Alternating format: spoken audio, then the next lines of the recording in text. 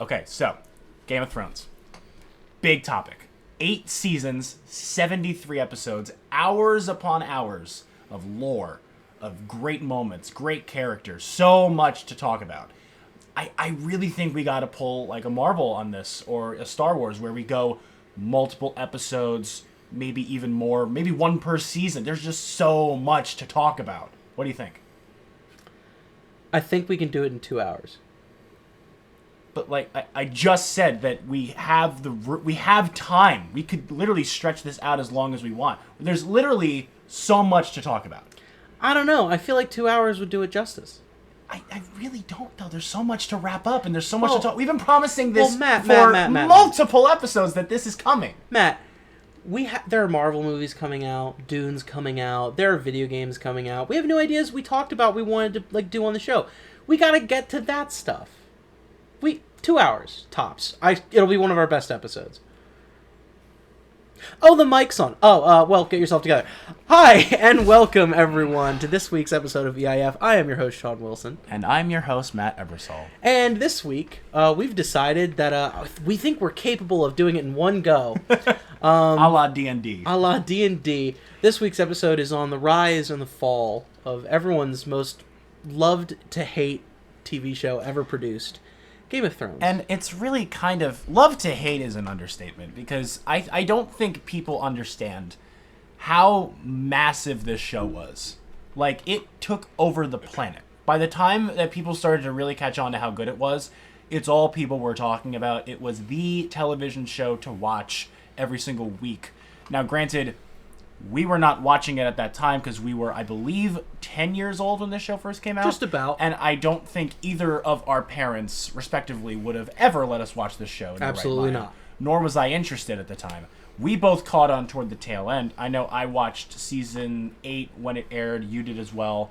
And I caught on around the time season 7 was airing. I didn't watch it as it aired, but like around there was when I started to watch the whole show. I caught on and watched the entirety of the show in between 7 and 8. Well, yeah, because I remember I was going on that journey with you. I was rewatching certain ones with you. But yeah, so the point that I was trying to make is the show was insanely popular, and now ever since the ending, it's almost like it never even happened, and no one's even willing to just like it's just gone.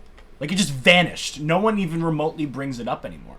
And it's one of those shows where if anyone was like, hey, I need another show to watch, what should I watch? I would always recommend Game of Thrones. Now it's one of those shows where, like, do I want to make people go through that? Like, I will say this on the topic.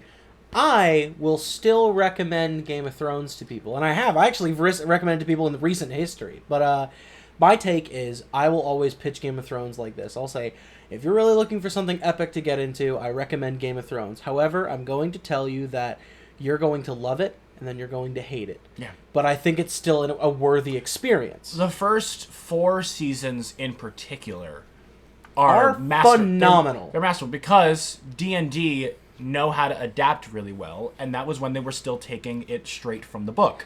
Come season 5 is when they start to deviate. Now, granted, season 5 and 6 still have their moments.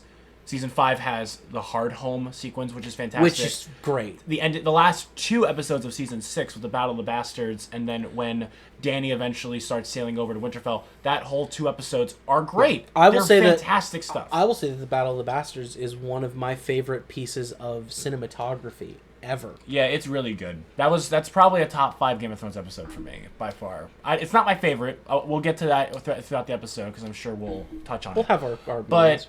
Then once you get to season 7 and 8, it just becomes this weird show that it never was. It turned from a smart show where the characters were devices of the plot, and then it felt like the plot was a device of the characters, and it felt like the characters were leading the show, because like, oh, people want to see this happen, so like, let's just have it happen. Oh, people want to see Jon and Dany get together. Okay, well then we'll just have them do that. Oh, people like Arya. Let's just have her kill the Night King. Oh, people spoilers for Game of Thrones. Yeah, I guess give spoilers. It's just we were gonna do that. The writers became so reactive to the point where they weren't writing the episodes based off of what it actually was supposed to like be and what the story was leading towards. It was just like, oh, people will like this because it's surprising, and it's just like, it went from the sake of being surprising because of story, and then it became the sake of just surprising people. Like, they just started doing stuff just to fuck with us, and I was like, it's just not how you handle a show. And it was just like so frustrating to see a show go so downhill by the end. It hurts. Oh my god. So if you're wondering, this episode is mostly going to be about the rise and fall. We're mostly going to touch on the fall. The fall, because season 8, even though it is the shortest season of Game of Thrones, it has the most to unpack in terms of absolute absurdity. Yes. But you also cannot talk about such absurdity without saying why we even care. Yes. So this is not a summary of the show. This is not a step-by-step we're explaining the whole plot. No. We're not going into lore. We're just we're going to kind of dance around the first 7 seasons. Why was this season so good? What was the great parts? Why did we care about this thing as it went on for so long? And then when we get to 8, we'll actually narrate the fall. Yeah. And keep in mind, I want to also preface this. Sean and I both like Game of Thrones. Yes. A lot. If you watched our TV episode where we talked about some of our favorite shows, we talked about I had it ranked at number 2. I still think it's a great show. But the reason why it's not number 1 is because that landing is so important. And in my opinion, it was the most disappointing finale, I think, in the history of TV, considering where the show was and where it ended up. It's certainly, if not one of, it is the most disappointing finale. Yeah, because the show was so good. There was no way that you were going to make everyone happy. Oh, we no, know that. No, absolutely we not. know no that. TV show that popular, if you think that's the way that you make a good ending is you have to make everyone happy, that's not the way you do it. There are phenomenal shows out there that end with decisive notes and people are okay with the decisiveness. Yeah. Like, I'll even, like, left field example, I was one of the kids who grew up watching Samurai Jack. I love Samurai Jack. Samurai Jack did its final season, like, 10 years after the show got pulled from the air as a way to, say, hey, all the Samurai Jack kids are now adults and they want to know how the story ended beyond the comics we wrote. So they made the final season. They made the 5th season of Samurai Jack, and the ending was decisive. And I'm firmly in the boat of fans for that show that are like, oh yeah, this was decisive, and I'm kind of sad about how it ended, but we had a victory. Jack won, so I'm okay with it because Jack still won. He completed the main objective. But there were elements of the finale that drove people up the wall, and I was okay with them. But I know people who were not. Shows can be great all the way through and then just drop the ball at the end. But it depends on how they drop the ball or what creative decisions they make that affect its legacy. Because the human mind is designed to remember first impressions and last impressions. And, well, Game of Thrones has one of the greatest examples of each. Yeah. A fantastic start and one of the most disappointing final acts ever written. God. Like, I think your point is perfect in the sense that finales should spark questions and controversy to an extent. Yes. They shouldn't be like, oh, let's just fuck with people for the sake of, let's just, oh, shock value. Because a perfect example for me, one of my favorite sitcoms of all time is How I Met Your Mother. And I am firmly in the camp of the only reason that finale exists is to make everyone just go, wait, what? And it's like, oh my god, and then it sucks because of that reason. They didn't actually follow through with where the story was leading. They were just like, oh, let's just do this because it's going to get people talking. That's not what you do. A good way to end a show is to wrap everything up in a satisfying way, still maybe leaving some loose ends tied up to leave some stuff up to the interpretation, and then also give closure to arcs that have been building within that season and within the whole series. You have to think about that too, because each season of a show should serve arcs, but you also need to have arcs throughout the whole entire series, so you have to satisfy both. A good example for that, we just talked about it 2 weeks ago, Breaking Bad. It wrapped up the ending of season 5 while also wrapping up the entire show by showing the conclusion of Walter's story. That's how you do an ending. You have to think about the macro and the micro in terms of what you're trying to wrap up. I just want to say, though, in response to the Breaking Bad episode, I leave for 1 week. And everyone went batshit crazy. It was fun, though. It was a good episode. It sounded like fun. It just... Hey, you could have been there. What did I come back to the office If you would have just watched the show, you would have you would have been there. That's fair. I all, understand that's all I'm saying. You could have been there.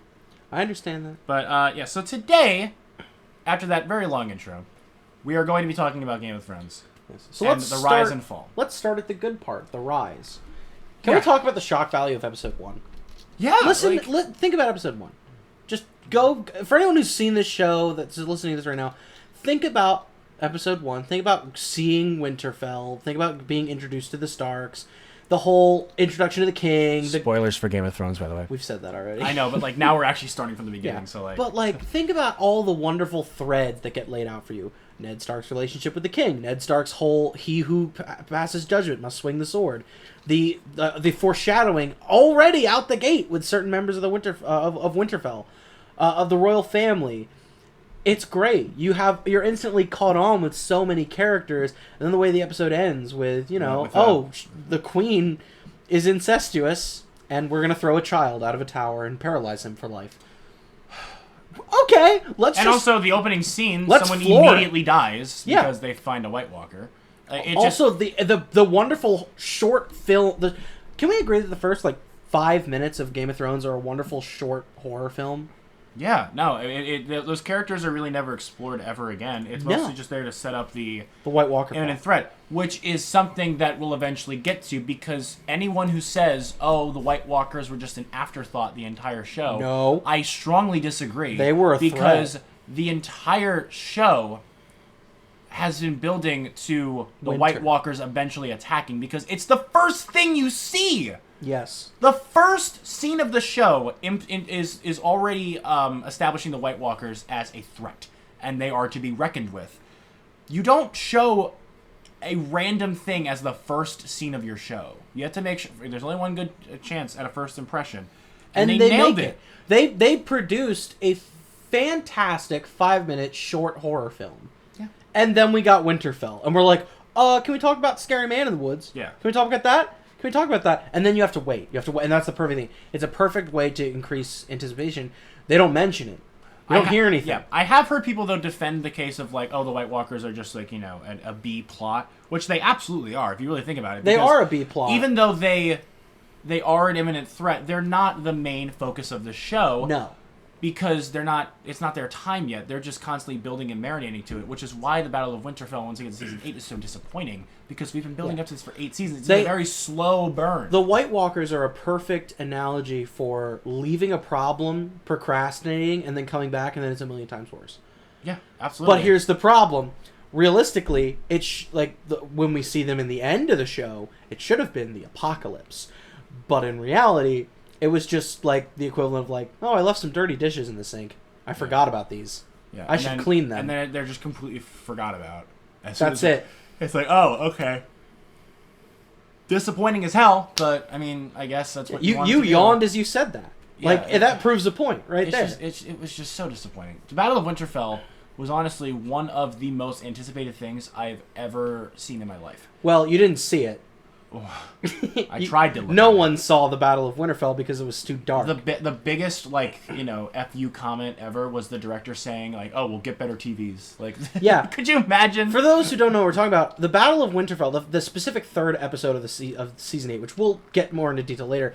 The main production thing that was a problem was when it aired, it was so dark cinematography wise. The shots were just. You had to maximize the brightness on your TV and then maybe shine a flashlight at your TV to see anything. And it was bad. And the director, after all the complaints during the live show, was it's nice that we saw nothing during the Battle of Winterfell. Literally. The director came out and tweeted and said, I made this I made this with production value for a fantastic screen. Get better TVs. What kind of comment is that? What do you mean, get better TVs? It was just very, very upsetting. But you produced this for HBO. Stop. Yeah, Season 1, it is the exact opposite of what you think you're getting yourself into, because I'm fully convinced that when people were getting into the show that didn't know what the books were about, they're like, oh, it's like a high fantasy adventure like Lord of the Rings. And then Season 1's like, no, absolutely not. Season 1 said, you expected the hobbits taking the ring to Isengard. We're going to give you medieval politics and a healthy amount of nudity. I still think Season 1 is...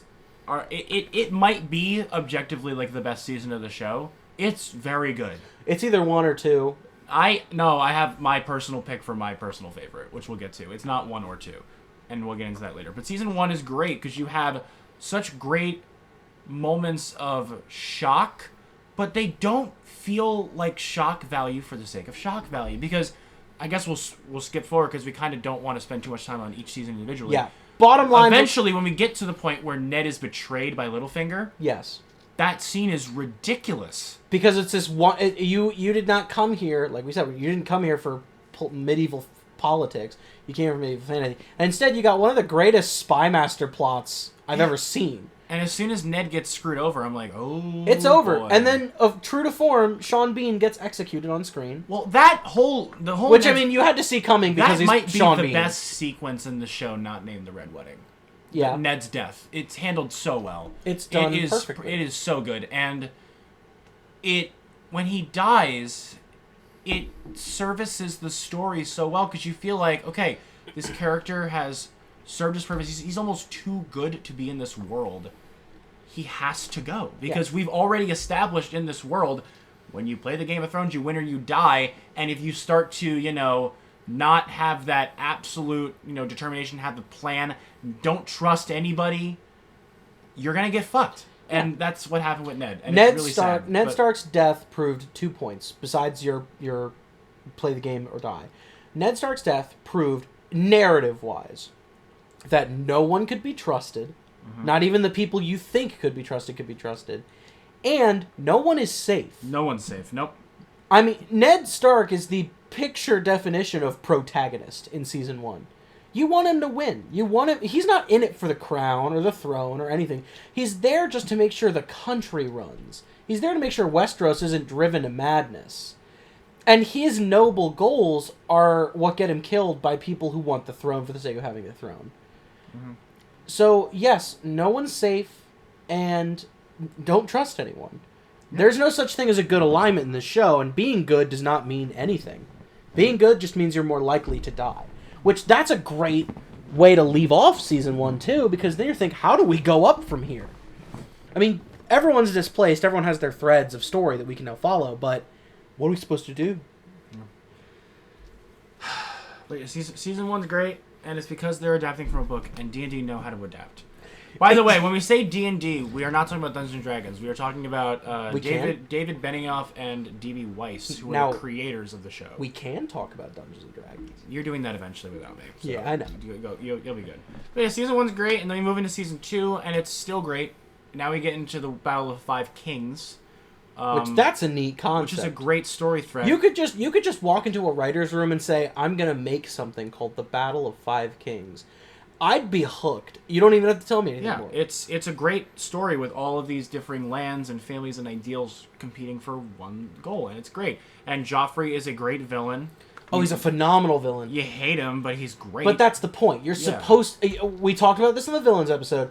Villains are the best when you hate them. Mm-hmm. You're supposed to hate because the villain. if you hate the villain, that means the villain is well written. Yes. Also, I've been mad about this for years, but people sent death threats to the actor. Yeah. Stop doing that. They're just assholes. Here's the problem. And I'll even step up and defend one of my personal most hated pieces of fictional character writing ever. People sent death threats to Joffrey's actor. People sent death threats to Rose's actor from Star Wars. Here's the thing, people. I'm going to get on a soapbox for a second. Okay. The actor is, say it with me, acting. That kid's not Joffrey. Joffrey was written to be a psychopath and a murderer and a cruel little bastard who was raised by the most cruel-hearted woman in all of Westeros.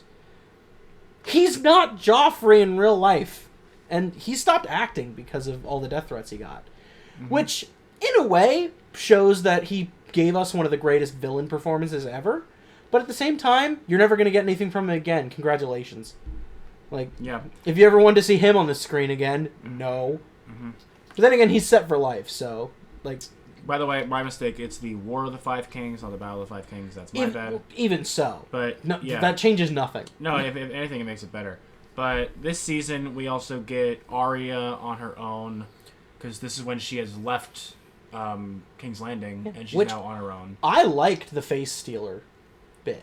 Well, that hasn't happened yet. Well, it hasn't happened yet, but we get there, you know? Mm-hmm. Speaking of Arya. She meets Hot Pie, the best character in the show. God. Arya on her own is a fun story. It's a very, very, if anything, it's a buddy cop to a grand extent because she partners up with the Hound, and that's fun to see because they're opposites in every way. This season also gives us more of one of my favorite characters in the show, and one that does not get a lot of love because everyone's like, "Oh, he's just a boring, like, Same old stoic." Tarly. It's Tarly? No, Tywin. Oh, wait, who hates Tywin? It's not that everyone hates Tywin, it's just Tywin doesn't get the love that he deserves. I think that the scene where we meet Tywin in season 1 is gold. Him skinning the deer. Mm-hmm. Oh my god, you could do a whole, like, 20-minute video essay. No, Tywin's a fantastic character. You could do a whole 20-minute episode, a 20-minute, like, film analysis episode on just the 5 minutes of Tywin's introduction in the war tent. And, whatchamacallit, it's just, in season 2, there's, obviously the A plot is the Five King thing, but there are a lot of B plots going on. Obviously, Daenerys is still doing stuff, you know, with going to, like, throughout Essos, just, like, you know, getting getting more shit. Daenerys is now, like, you know, leader of the Dothraki. Yeah, I believe this is when she already has a Dothraki, if my memory is... It's because her husband dies. In all honesty, we probably should have rewatched the entire show, but I'm not rewatching 73 hours. We didn't have that time. For this episode. Anyone who knows us in real life, we don't have that time. No, we don't. I don't even know if I have time to watch one episode. But yeah, Joffrey's great in this season, and you know, obviously we follow up with Robert's death, so now Cersei has more power, and it's just there's a lot happening, and it all culminates with possibly my favorite battle in the show.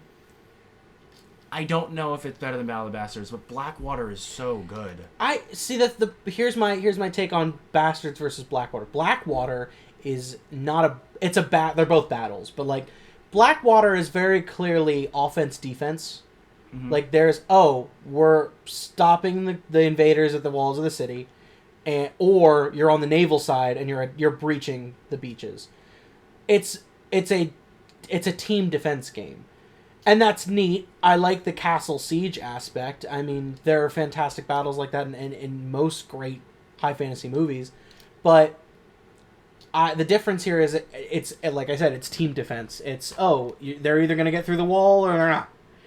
Whereas I will vouch for the Battle of the Bastards, or even a number of the other battles. They're open ground. They're an actual fight. Yeah. In a war. This one feels much more like a realistic, like, militaristic battle in the sense of, like, strategy, trying to plan your opponent's This is move. definitely the most Whereas militaristic. Battle of the Bastards is just an all-out brawl. Yes. So it's just a matter of which you prefer. I think they're both great. They're both phenomenal. Blackwater has the first moment in the show that made me go, oh shit, that wasn't, like, just a character dying. Yeah. Because, like, obviously Ned dying is pretty big. Renly getting offed this season is pretty big. But you really haven't had, like, just something happen in the show since really Bran that just made you go, like, holy shit. And that was when they exploded the boat with wildfire. Yeah. And I was just like, oh my god. The existence of wildfire was also a really cool thing for people like me who are like, oh, I thought this was like magic fantasy. No, it's not. But then they just casually prove, oh yeah, by the way, alchemy exists and it's an illegal practice. Like, let's just set all of Stannis' army. Just I thought Davos was definitely dead. Yeah. But like he lived somehow. But I was just like, what on earth is going on? Just casually, they're rolling up in boats. Like, we have the medieval equivalent of nuclear weaponry. And then Tyrion gives that speech, which is great. Like, Blackwater is just a fantastic episode. And it ends with, obviously, Tywin saving the day, because he's a great character. And he also does so to spite... to really spite everyone. Yeah. He shows up and like, I'm gonna prove that I'm the best guy on my team. I'm gonna prove that the invaders don't have a chance. I'm gonna look really cool for my nephew. Like, this is, you know what? I win. He wins the Battle of Blackwater, and embarrassed everybody. Yeah, and then the ending of season 2 ends with more White Walkers marching because Sam stumbles upon one and they just keep walking, and that's how it ends. And then we move into season 3. Casually the first man to kill a White Walker. It's very true. Just casually. Yeah, just, you know. Points Samuel to the Tarly. wizard. So then we move into season 3, which is also fantastic because, again, they're still adapting from the books. You're sensing a trend. George R.R. Martin knows what the fuck he's doing. The really funny thing to think about, the fact that like we keep saying that D&D know how to adapt a book, it's really just a glorified way of saying, yeah, they know how to read. Like, Well, adapt. Well, we're gonna get into this later because we have an episode planned maybe on a We similar do. topic. Yeah. But adapting has to do with okay, what's gonna work for the screen, what's not gonna work for the screen. It Yes. also has to do with rewriting some dialogue because in a book, especially in a book like Game of Thrones, where it's written from POV characters, perspectives, you can just read their thoughts. Yeah, you've in got the book. some ye olden talk that needs to be updated. You also have monologues that need to be portrayed. And in the book, you can just read. George R. R. Martin can just tell you what the character's feeling. You can't Because you can't get that on screen. You have to convey that through dialogue or acting or both. And it's great how they were able to take this story and translate it in such a great way that really could only be done with a TV show, considering how much content there is. If they tried to do this in movie format, it would not work. There's too much there. They would skip over way too much. They have to cut everything. Sounds like season 8. Sounds like season 8, yeah, a little bit. But we're gonna get there. But we gotta get to Star Wars. Because season 3, I mean, I don't really want to spend too much time on, again, all of these seasons, but season 3 also is fantastic. It has some really great moments.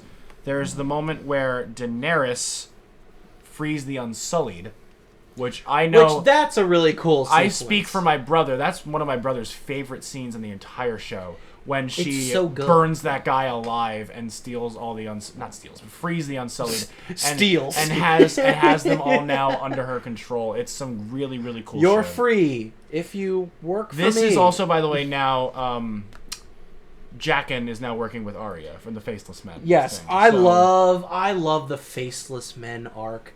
Why didn't we get to see that later on? That's the one thing. Because the writers forgot. They literally. forgot. They literally make Arya into Ethan Hunt from Mission Impossible. And it's so and they cool. don't do anything with it. Yeah.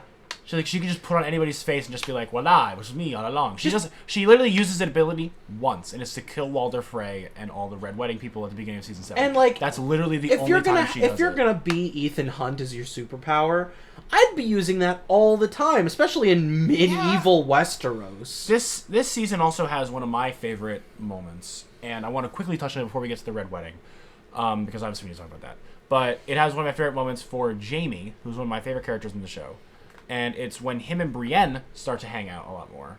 Because Jaime and her are now hanging out. And there's that one monologue that Jaime gives. In the bathhouse? In the bathhouse. Oh. And I love that scene so much because it's so good. And I can't watch that scene anymore. Now knowing what happens to him. Because I know what happened. Okay, so back up. The bathhouse scene... Jaime's whole... For those of you who don't know the show, who are just listening to us ramble, and you're being introduced to Game of Thrones for the first time, and you just don't care about spoilers, I'm going to tell you this.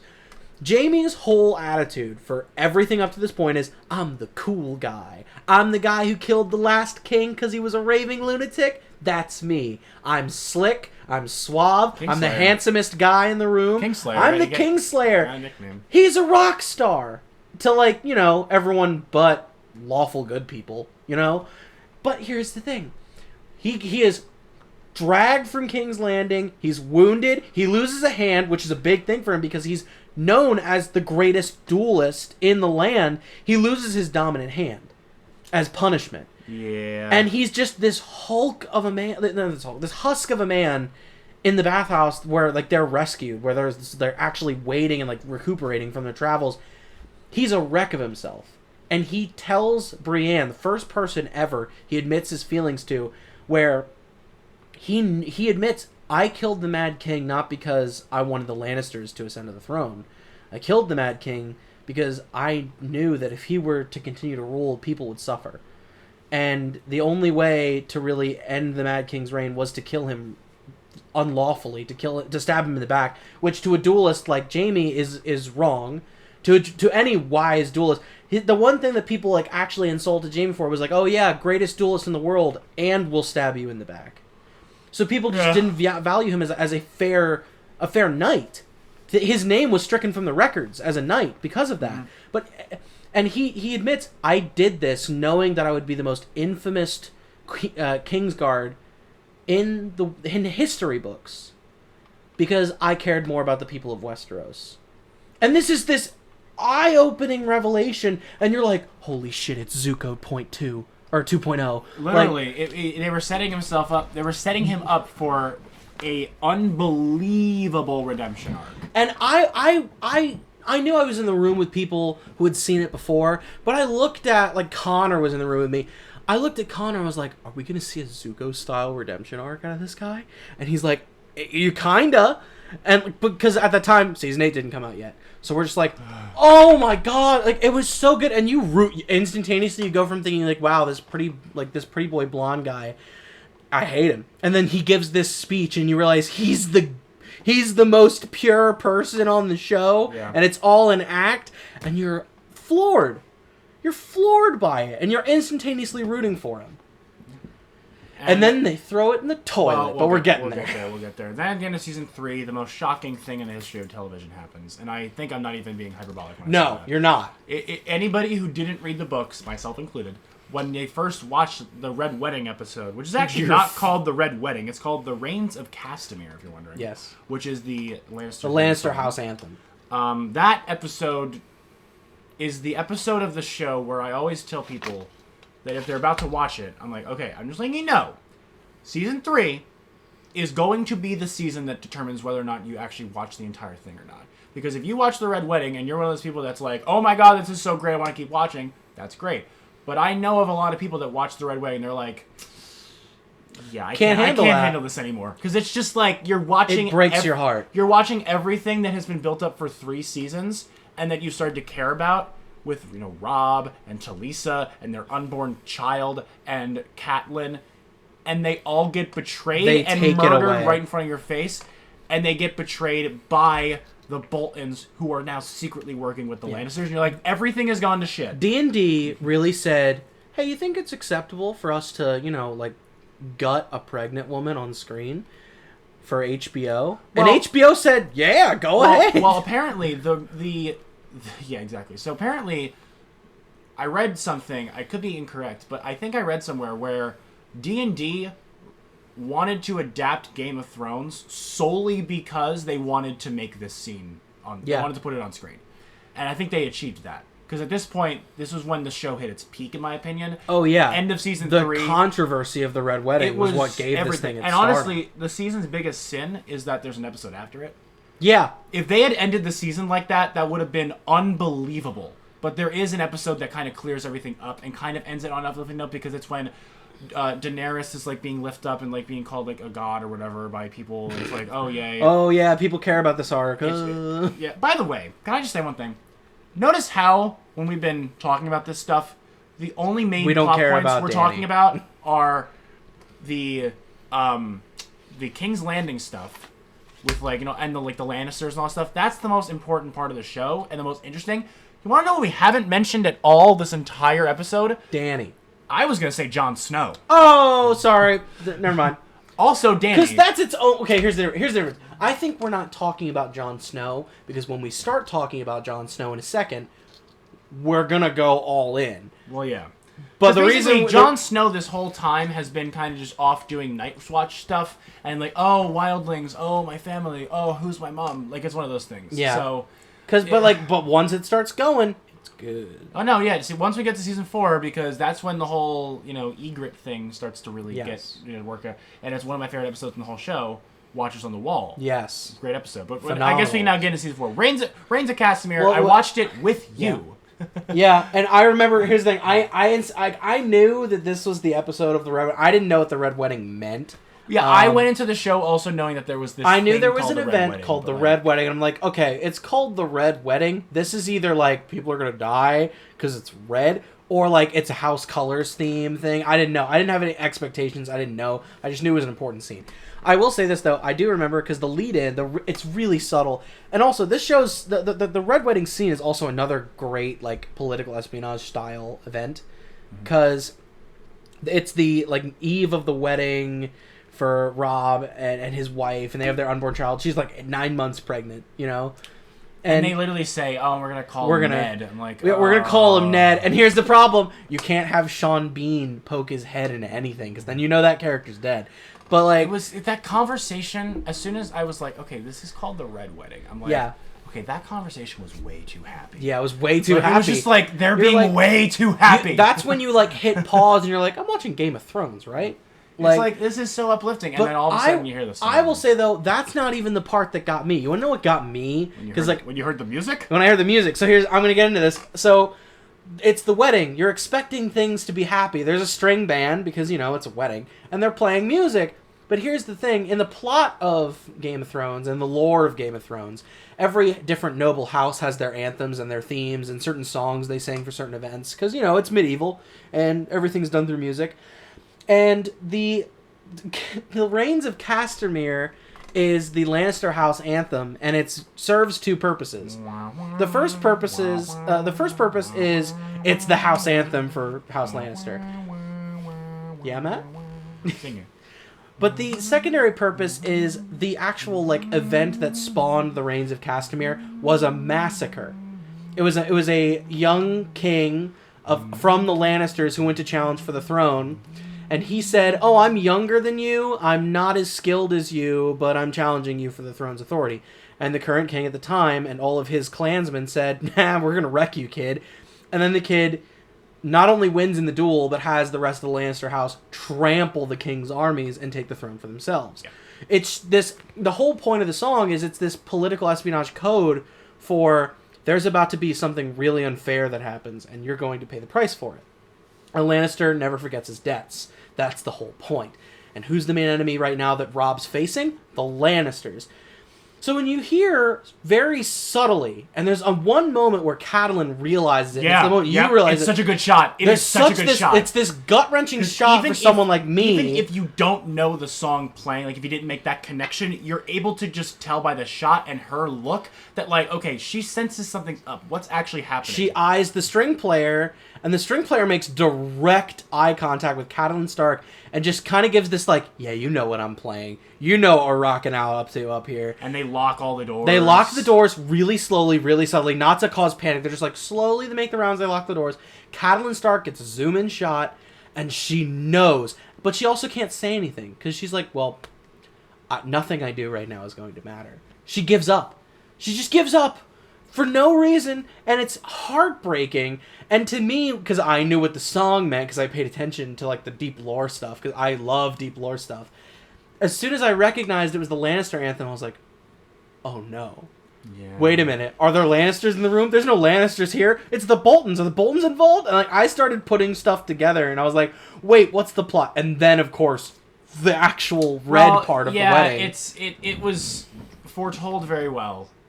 It's so good. It's a masterclass on how to build tension in a scene, and as soon as Catelyn sees that Roose Bolton is wearing a heavy coat of armor underneath his clothes, it's she's like, okay, what the hell? And Roose gives her a look, and she slaps him, and she goes, Robb, oh my god! And then as the first thing that happens in terms of people dying is they kill an unborn child. They gut Talisa in the stomach, and I'm like, and it's horrifying. It's just to watch. Oh god! And then they shoot Robb in the chest, and then all these other people are dying, and they kill the dire wolves, and you're like, nothing is going well. And I thought Arya was definitely dead, because as soon as she starts running, someone grabs her, and I'm like, no, we're gonna kill everyone tonight. But it's the Hound, and Arya's and okay. She gets saved. And I'm like, okay, but at least Arya's all right. What's really, really the worst part is say what you want. I'll admit I was never really a fan of Catelyn Stark.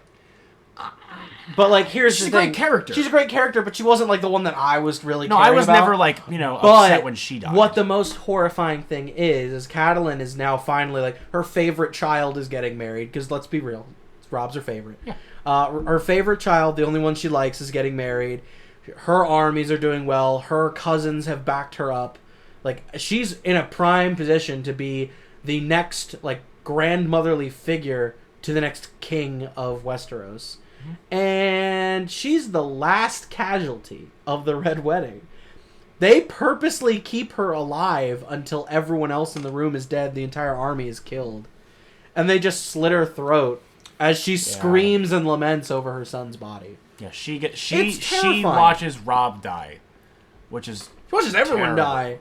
But no, when watching Robb die was, as soon as he looks at her, he's like, "Mom," and then he gets stabbed in the chest, and then he just bleeds out. It's just man, what did we do to deserve this? It's Yeah. just like, you just feel like so empty inside after that episode. I remember I sat in front of my TV for like 10 minutes. I'm just like, usually I hit next episode, but I don't know if I want to. Yeah, I want to go to bed. I don't want to watch Game of Thrones. Well, I watched it with you. I'd already seen the show, so I was like, "Hey, Sean, we should watch some Game of Thrones tonight," knowing that you were about to watch the Red Wedding episode. I'm like, he has no idea what he's about to get in for. No, I didn't. So I put 2 and 2 together really fast. All you knew was that it was toward the end of season 3, and I don't think you even noticed that you were there yet. No, I didn't. But like, I put 2 and 2 together really fast as the events were happening. Oh, there's a wedding. But I didn't know. 3. I didn't know that like the actual like intensity of the fallout was going to be what it was. So it's like the John Mulaney thing when he's like, I don't know what it's like to be killed by hitmen, but I'm sure it's about like when a mariachi band starts playing the subway. It's like, oh look, a trumpet player. Oh look, a guitar player. Oh look, and I go, oh no. And yes, then you're like, it was. It's the same thing. Oh no. Oh, they're locking the doors. Oh, they're playing Reigns of Castamere. Oh, Roos is wearing. Oh no, it's like one of those things. He's the only one wearing armor in the room. Why would he need to wear armor to a wedding? And then we get into. I'll just say it. Then we get into my actual favorite season of Game of Thrones. It's a good pick, season 5. Season 4. Or season 4. Wow, I'm sorry. Season 4 is I know where we are. Season 4 is so good. Season 4, everyone feels alone. You ever notice that about season 4? Everyone's by themselves. And so many events are happening. There's the wall plot. There's Arya still away. There's Joffrey dying and trying to figure out who did it. Yeah, the murder mystery The trial plot. of Tyrion. Which I have to say, because I rooted for Tyrion since the moment we met him. Tyrion is the best character in the show. He's the best character. But Tyrion's trial, until season 6. That arc of Tyrion's trial is amazing. And the speech he gives, to Tywin in the courtroom, air quotes courtroom, is phenomenal. It's like, what am I being tried for? I'm being tried for being a dwarf. I'm being tried for being a monster in the eyes of my family, despite doing nothing wrong and being the most productive member of them. And then when he demands a trial by combat and the Reigns of Castamere starts playing again. And you know. And I was like, this is so good. That stupid song's playing. But like, I love the scenes once Tyrion notices that like he's screwed out of his mind after Oberyn gets his head smashed. That scene, like, if you cringed at the gutting of a pregnant woman at the Red Wedding, I actually had to get up and walk away when Oberyn Martell was killed. Because I don't do eye shit. I don't do eye shit at all. Like, to me, the worst way to die, in my opinion, is having someone gouge your eyes out. And that's what the Mountain does. The Mountain rolls over, slams this man on the concrete, grabs him by the eye holes, and splits his skull open. I'm like, I'm fine with dying in any other way. Any other way. I just don't want my eyes to get wrecked. Because on the slight chance that I somehow make it out of that, nope, I don't want that to be going. Well, yeah, so I'm looking. So the last 5 episodes of season 4, you have episode 6 is Tyrion's trial, which is fantastic. Episode 7 is also very important stuff. It's a lot of stuff happening with Dany, though. But at the end, it's when Littlefinger kills Lysa Tully and shoves her out the moon door. How crazy was that? The moon door kill is just so clean. Yep. And then episode 8 is the Mountain and the Viper, which is when Oberyn agrees to be Tyrion's champion. Yeah. And then he gets his ass handed murdered. To him.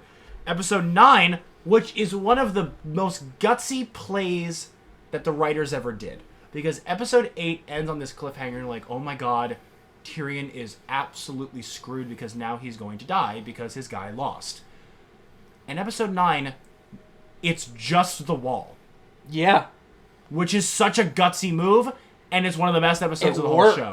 Because that whole arc with Jon and the Night's Watch and the Wildlings and his conflict between both, it's leading up to this, and the fight between the Night's Watch and the Wildlings, it feels so sad because both sides know it didn't have to come to this. Yeah. And they're almost fighting out of just like, I feel like I have to, because if I don't, then this is only going to get worse. So we just have to fight. It's a heartbreaking fight. And then Jon watching Ygritte get killed in his arms is just so depressing. And Jon loses. Even though there's a victor in the battle, Jon loses. Yeah. He loses the woman he's fallen in love with, and then he returns, and then he's murdered shortly afterwards. Mm-hmm. And it's so heartbreaking to watch the kids stab him in the treason. That's season 5, dude. Sorry, I'm ahead of myself. End of season 5 is when we're going over so many hours of content that I'm just skipping ahead. But yeah, and then episode 10, arguably my favorite scene in the whole damn show, is one that no one picks, and it's in this episode. Again, this episode deals a lot with the North, in the sense of like, oh, it's John and the Boltons and all this other crap. Ramsay's really starting to become a major player. Yeah, Ramsay's But one intro of is my also really favorite great. scenes in the whole show is Tyrion killing Tywin. Because Yes. holy shit, that scene is fantastic. And I know it's like, oh, it's a joke. Oh, he killed him on the toilet. I'm like, okay. But if you're actually listening to what they're saying and the tension in the scene, because think about it, he just killed Shay, one of the only people that Tyrion actually let kind of into his heart. I know, and Tyrion's always been like, oh, I'm a player. I just have sex with everybody ever I want. And But everything. he cared he about actually Shay. cared about her. And like, it's just, the dialogue in that scene is perfect. And every single time, there's a line where Tywin calls Shay, like, it's like, oh, a dead whore in the other room. And he says, say that one more time. And you're like, you're waiting, like, is he going to say it? Is he going to say it? Is he going to call it?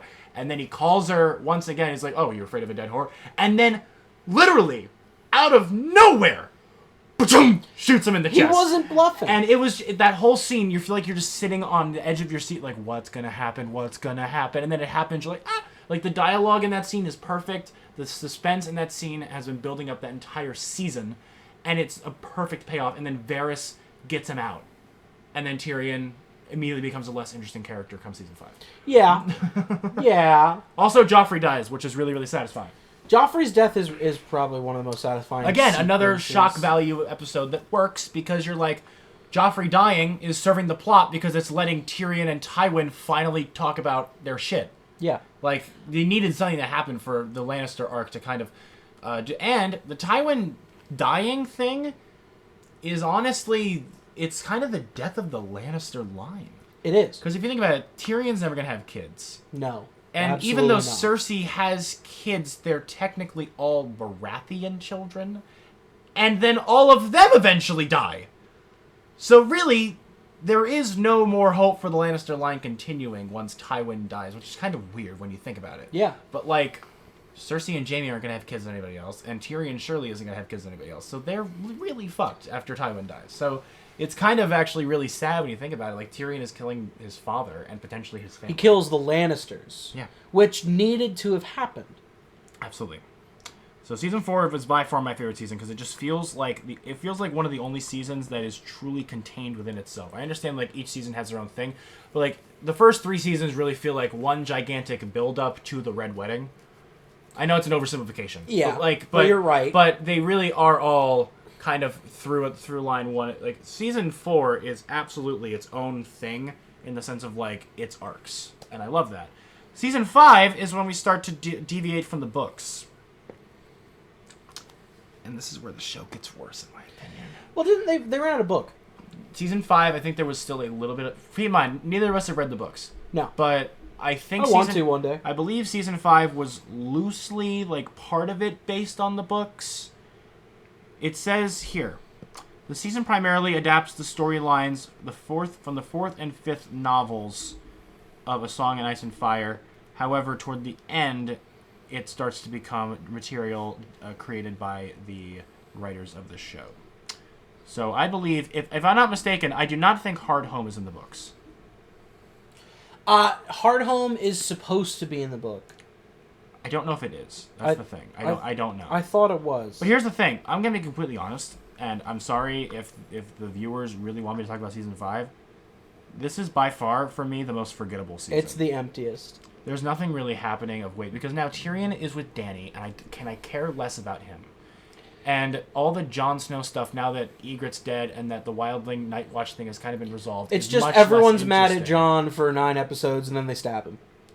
The only really good moment in this entire season is Hard Home, in my opinion. Yes. And even Hard Home is really just a sequence. It's not even a whole episode. It's a sequence. The last, like, But it's 20 a minutes. badass sequence. No, when Jon kills that White Walker, I clapped. You cheered. I was like, oh my god! Wait. You stood up in your seat. Like, it was one of those things where you're just like, oh, The out yes. of nowhere revelation Because that it's when you realize that Valyrian steel can actually kill a White Walker. is a real valuable thing. And it was just like, what? And it's not just the myth anymore of like, yeah, this could kill And dragons. then one of the most eerie, most sickening and haunting shots I've ever seen is when the few wildling Night Watch people escape, meaning like John and Tormund and all them, and they get on the boat, and the Night King is standing on the dock and raises up the dead, and it's just no music, and all you see is this tiny little boat of like 10 people slowly rowing away from an island of thousands of zombies, and they're all just staring at them. Yeah. It's frightening. The Night King makes eye contact with John, and we've said it time and time and time again on the show. The absence of music is still music. Yeah. Dead silence, except for the howl of wind. Dude, man, that episode ending is perfect. It's so good. There's not even music over the credits. It's just dead silent. Yeah. It's chilling. Yeah. Everything that just happened was for nothing. If anything, you helped the Night King. Yeah. And then John dies, and that's the end of season 5, because I honestly don't even remember that much. Oh, and in season 5, there's that really awful episode where Sansa gets raped on her wedding night, which is horrible. Yeah, it's horrifying. It's one of the only episodes in the first, 6 seasons that I genuinely think is a bad episode. Yeah. Because it's just, not good. We didn't need to see that. We didn't need to see when we were introduced to Sansa, she was, especially with what, Theon 16? watching, oh my god. She was 16, right? She was young, so she was young, which already is weird, but at the same time, and I catch flack for this on sometimes. I never really was invested in Sansa's arc that much, and I kind of felt like she was just there to react to horrible things. Sansa becomes really good come season 6 with the whole Ramsay thing. By good, you mean hollow, right? Well, no, in season 6 you have the whole Ramsay Bolton thing. Yeah, and she's trying to reclaim everything for her family, and it's not really good. And it's kind of cool to see her become mini Catelyn.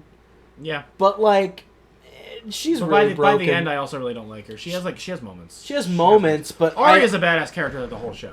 Until the very end. Until the very end. She's Arya's great. Arya is the perfect example of this is a really neat thing to have, but it doesn't go with anything else I own. Yeah, except for season 6 when she's blind. Yeah, that was kind of weird. No, but I guess we can get into season 6 now. Season 6 was weird. It was goofy, about the same as season 5 in the sense of quality, in my opinion. However, when you factor in those last 2 episodes, the season then, in my opinion, gets drastically overrated. I still think this season is great.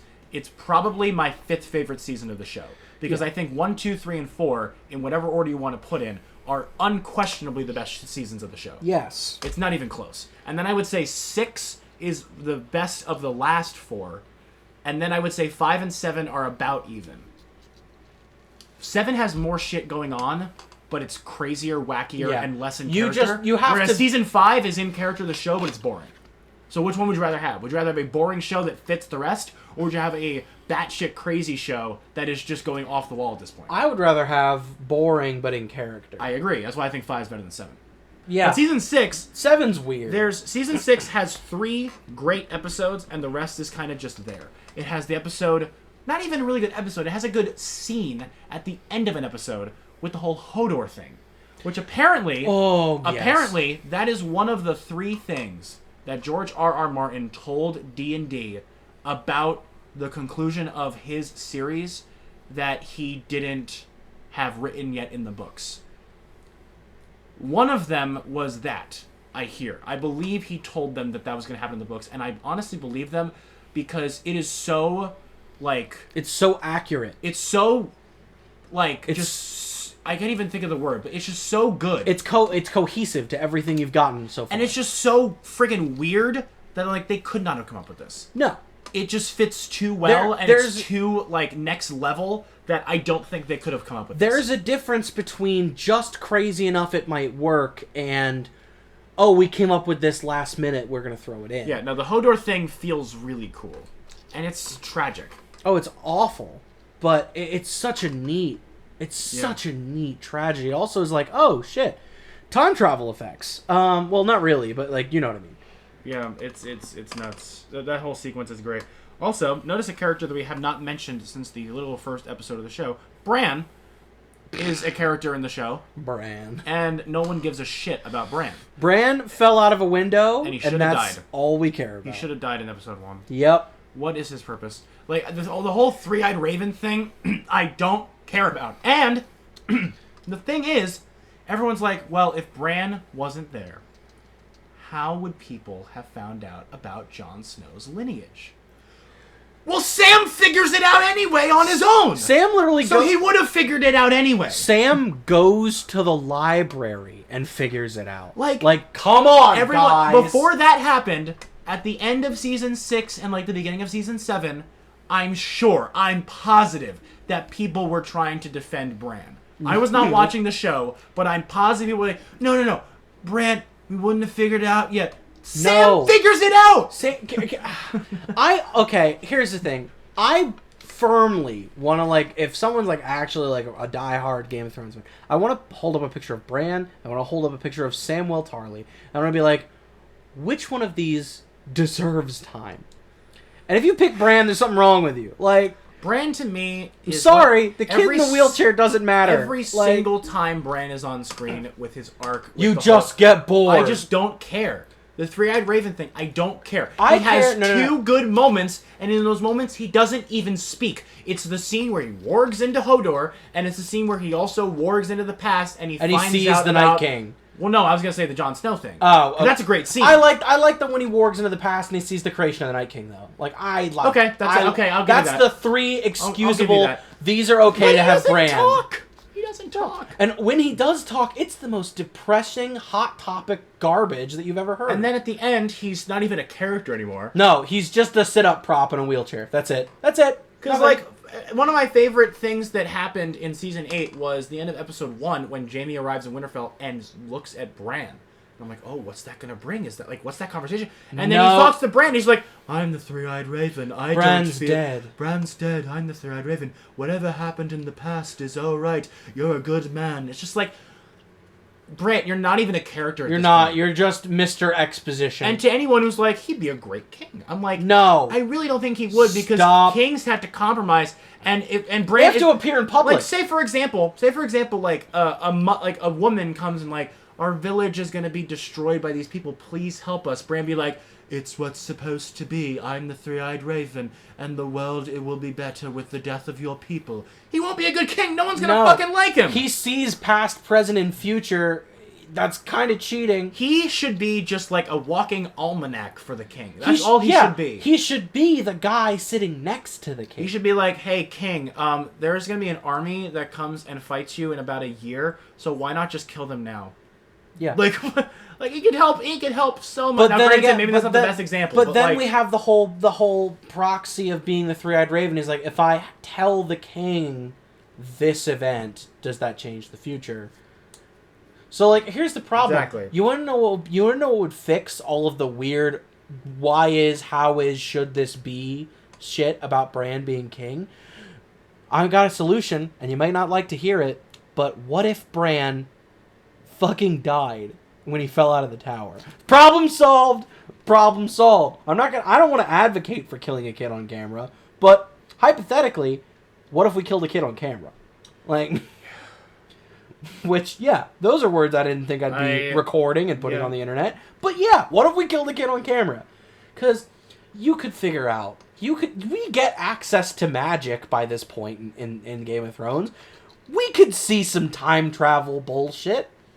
We don't need Bran here in his wheelchair to tell us about it. I agree wholeheartedly. Just make him a hermit. If you're going to keep him alive, make him a hermit, send him into the woods, never see him again. That's it.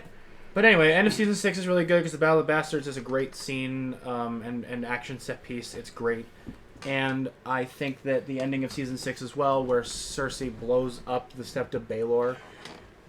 One of my favorite sequences in the show. Great stuff. I'm going to throw that on the pile. Music. By the way, fun fact, it is the first time in the entire show that piano is used in the score. Which I think gives it the chilling atmosphere. Absolutely. As soon as you start hearing the oh wait, and it's all piano, you're just like, wait, this just feels different. it's never used. Yeah. Also, I got carried away with complaining about how much I hate Bran the Broken, but I forgot. This is the season where we have the everything wrong with the church subplot. Oh God, the High Sparrow shit. My Yeah. God. Can I just say that that's a really great representation of everything the church ever did wrong in medieval history? Yeah, Like, but I hate them and I hate their story. Oh, it's the worst storyline in the whole... No, Dorne. It's the second worst storyline. Dorne was so disappointing, dude. Dorne I was was like, bad. oh my God, we're going to Dorne, yay! And then I was like, I'm bored as shit. It's like, Dorne is like if you got to Disney World and found out it was closed. Like, tell me I'm wrong. Tell me I'm wrong. But like, no, here's the thing. For like 6 episodes, Cersei decided to get really into the Catholic Church, and let the church run everything, and then it wound up blowing up in her face because A, incestuous, B, horrible sinner, and C, you don't give power to the church without it coming back to, bite you in the butt. And when all 3 of those things happened, and her kid killed herself, which, need I remind you, that happened again. Another child fell out of a window. This one didn't survive. Well, yeah, because Tommen decided to just be like, oh, okay, bye. Peace out, not my problem. That was a great scene. I knew that he was dead because absolutely. The camera was on that window for too Yeah. long. It's like he walks away, takes off his crown. I was like, why are we still showing this window? Also, I know that it's supposed to be an emotional scene, but I will admit, and maybe this makes me a bad person, but I'm not going to lie. If you watch the physical shot of him, like, piecing out through the window, I remember, like, chuckling as he dove out the window. Not because, killing a kid is bad or suicide is bad. All those are bad. Those are bad things. But he books it through that window. It's not like he jumps. It's not like he says a heartfelt skydive goodbye. He just kind of gets up, turns swiftly, and says, all right, peace out. Like, he's on a mission, and he just took the wrong door a la Looney Tunes, and then fell to his death. I gotta admit, I chuckled the first time I watched it. It was a horrible thing. But that's the wrong way to walk out a window. Yeah. Like, I feel like the next worst thing he could have done was moonwalk out, and it wouldn't have been any better, and it wouldn't have been any worse simultaneously. But yeah, I just wanted to mention that, there was a 6-episode subplot where the Catholic Church was in charge, and it was the worst thing ever. I just thought I'd highlight that, because it was the most confusing arc to me. And then you're right, Dorne. Dorne is the worst arc. We skipped over Dorne, but like, yeah, the Catholic Church ran everything for 6 episodes, and it wound up just as good as you thought it would go. So, yeah. And then season 6 was over. So yeah, I mean, Ramsay dying was very satisfying, and the Battle of Bastards is great. I love that one shot of Jon, the long take of Jon just like killing. The long take is so gorgeous. It's like that scene. And what shocks me is that the man who directed that episode, these 2 episodes are directed by Miguel Sapochnik as well, and this is the guy that directed The Long Night, and I'm just like, why? Like, just do that again. Yeah.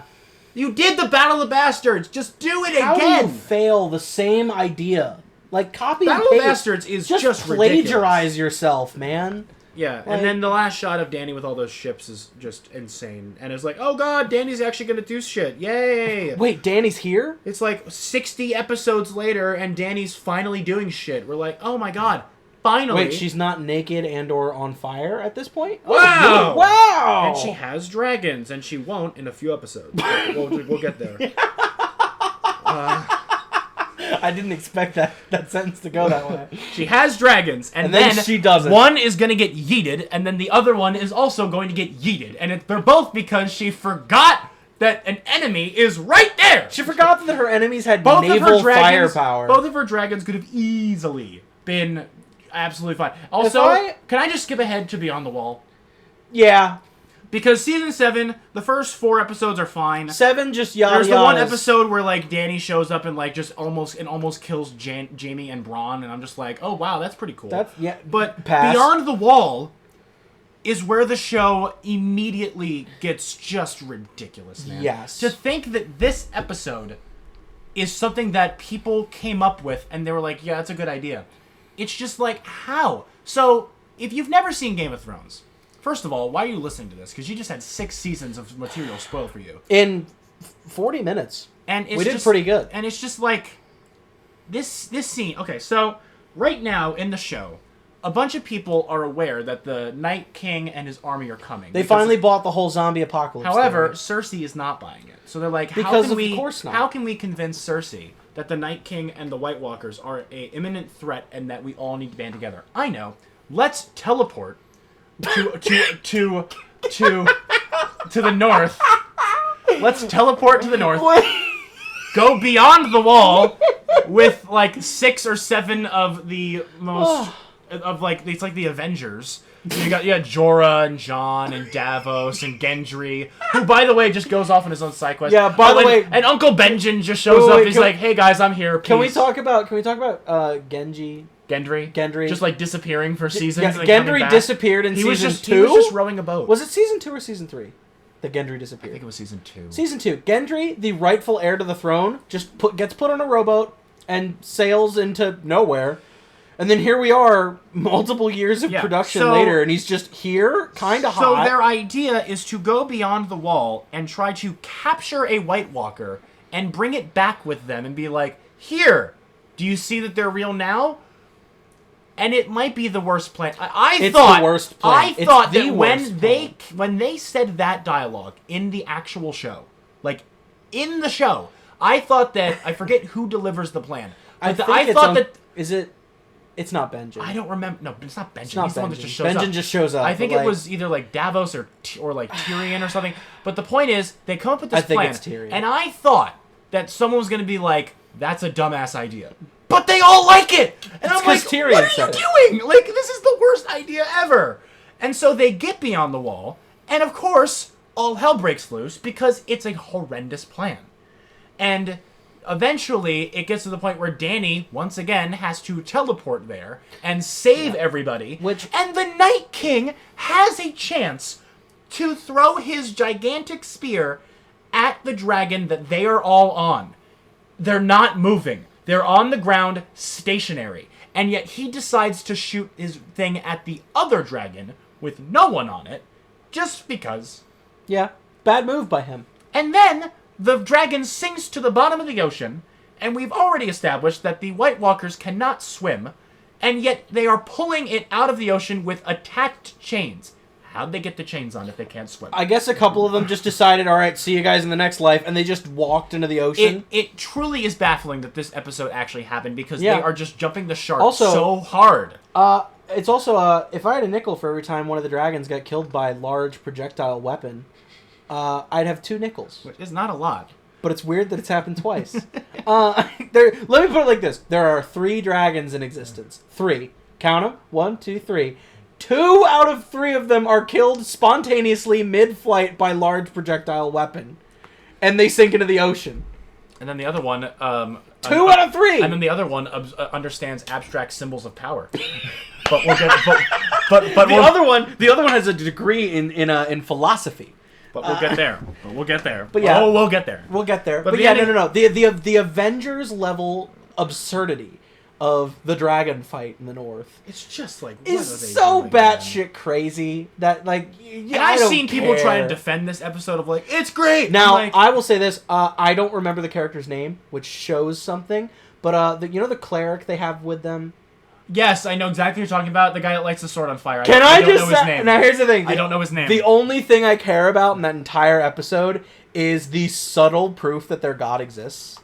Because here's the thing. Hear me out. Religion in Westeros is this largely like Skyrim-esque thing. Like, which gods are real? Magic's real, but on a really like subtle level. Barrack, that's it. They're like, which gods are real? Is magic okay? Can there actually be a wizard? Alchemy's real, but it's illegal. So, like, where does the line between magic and the gods get drawn?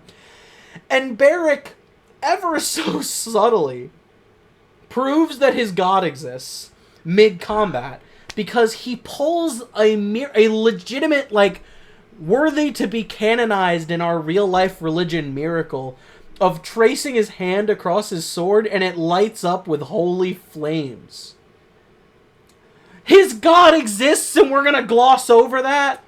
Yeah. Guys, come on! Like, but And then, that's only the second to last episode of this season. It's such a cool shot, too. We still have another whole ass episode to get through. I know. And we're not even at season 8. And in that episode, season 7 does not end with a bang. It ends with a whimper, in my opinion. I did not like this last episode. I thought it was okay. It was not a good Littlefinger's death was so, like... bad.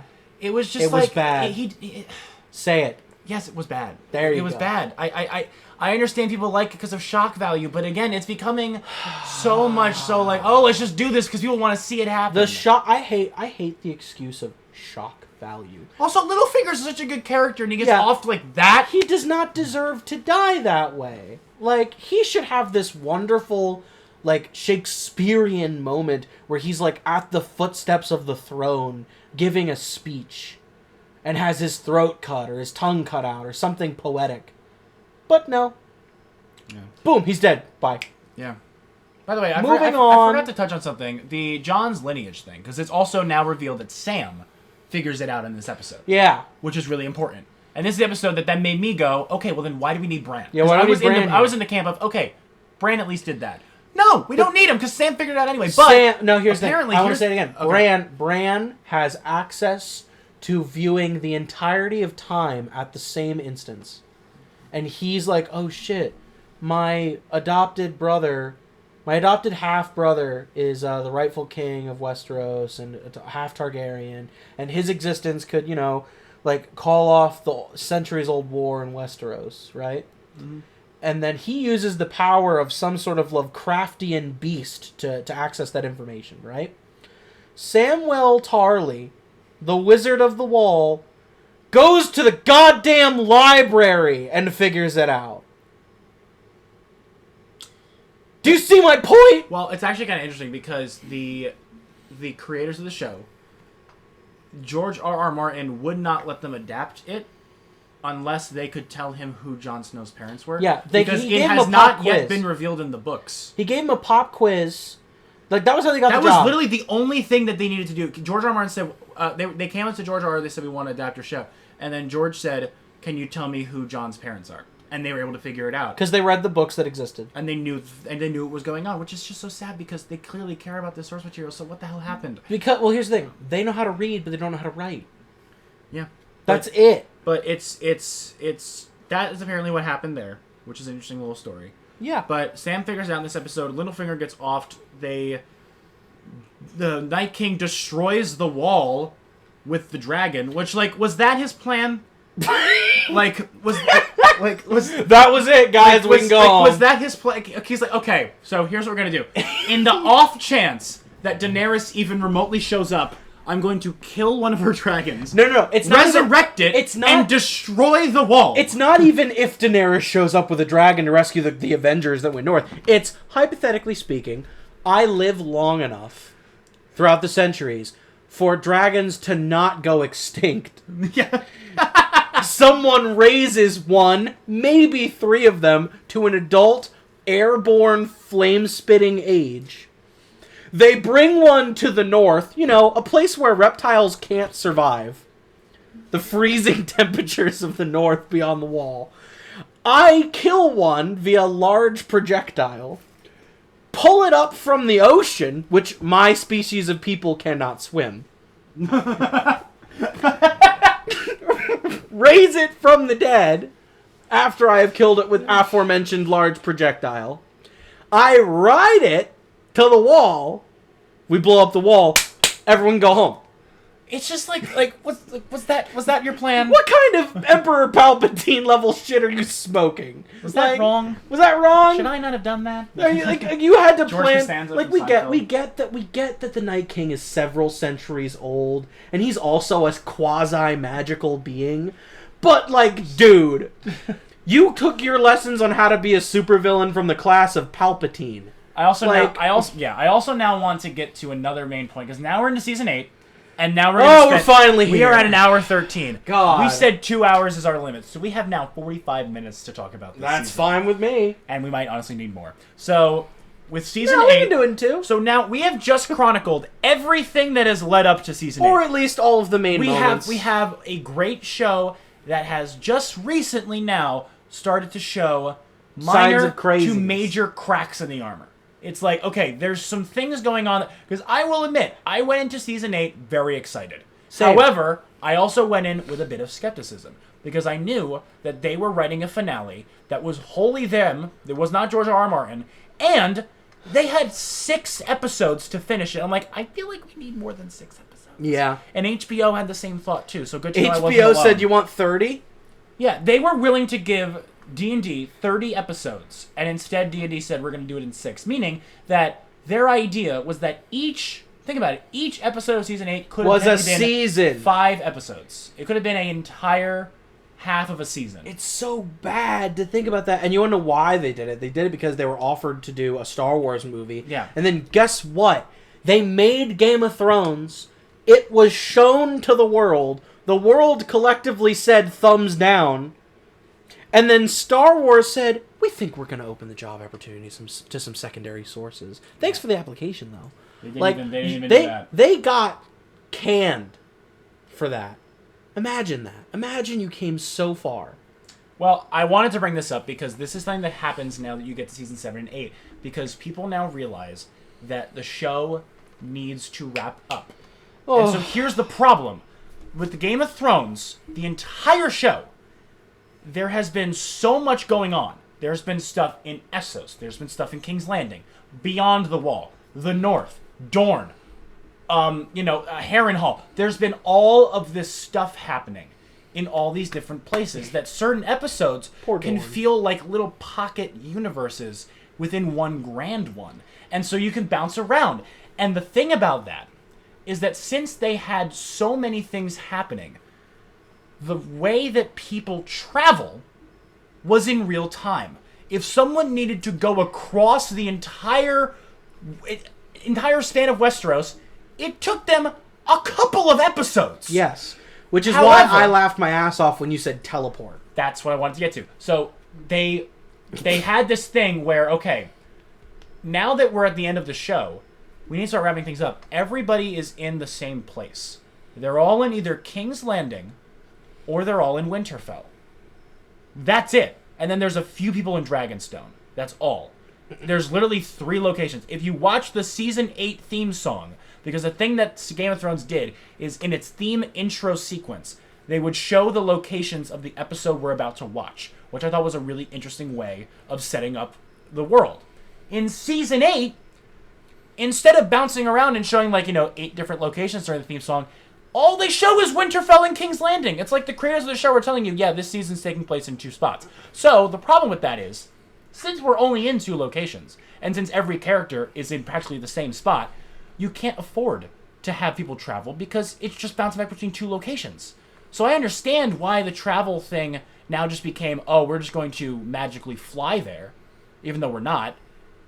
And it just became so sloppy. But they kind of had to do that because the show became so small in the sense of where everyone was. You no longer had this wonderful setting of Westeros that you fall in love with. No, it became... You it have... become a world. It wasn't a world anymore. Here is cold and dark, and here is architecture. That's it. Literally, it did not feel like a world anymore. It felt like exactly stage. That. It felt like a stage exactly. piece. It felt like, all right, quick scene change, like you're in a Broadway show. Like, oh, revolving now door. Scene change. That's it's it. Just, you didn't like care.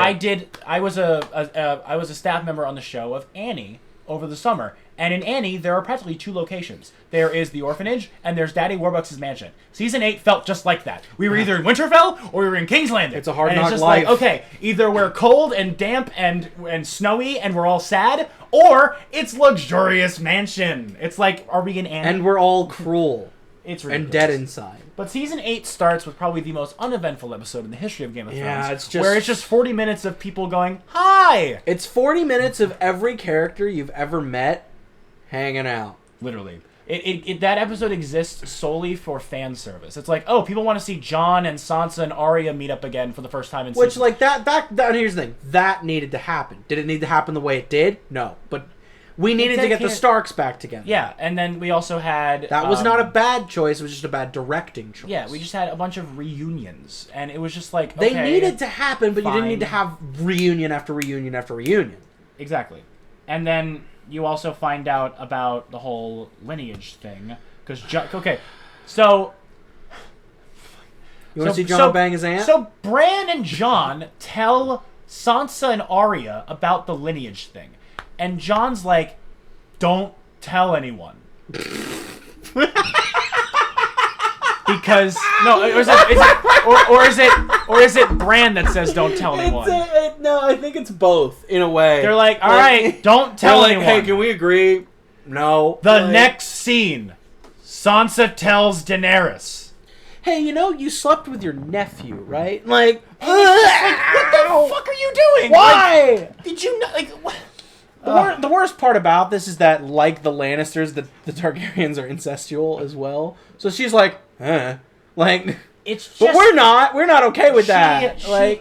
She's like, it's just so bad. Like, it's like if you were watching Star Wars and instead of Luke and Leia kissing and Hoth in Episode 5, she just drags Luke into a closet and they start banging.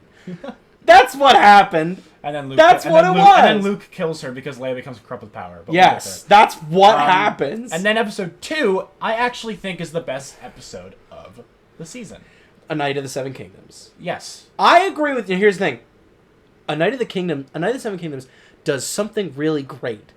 And that is, it gives you false hope for season 8. Well, I love the conversation where the characters so are literally good. just sitting around. They're like, we're going to die tomorrow.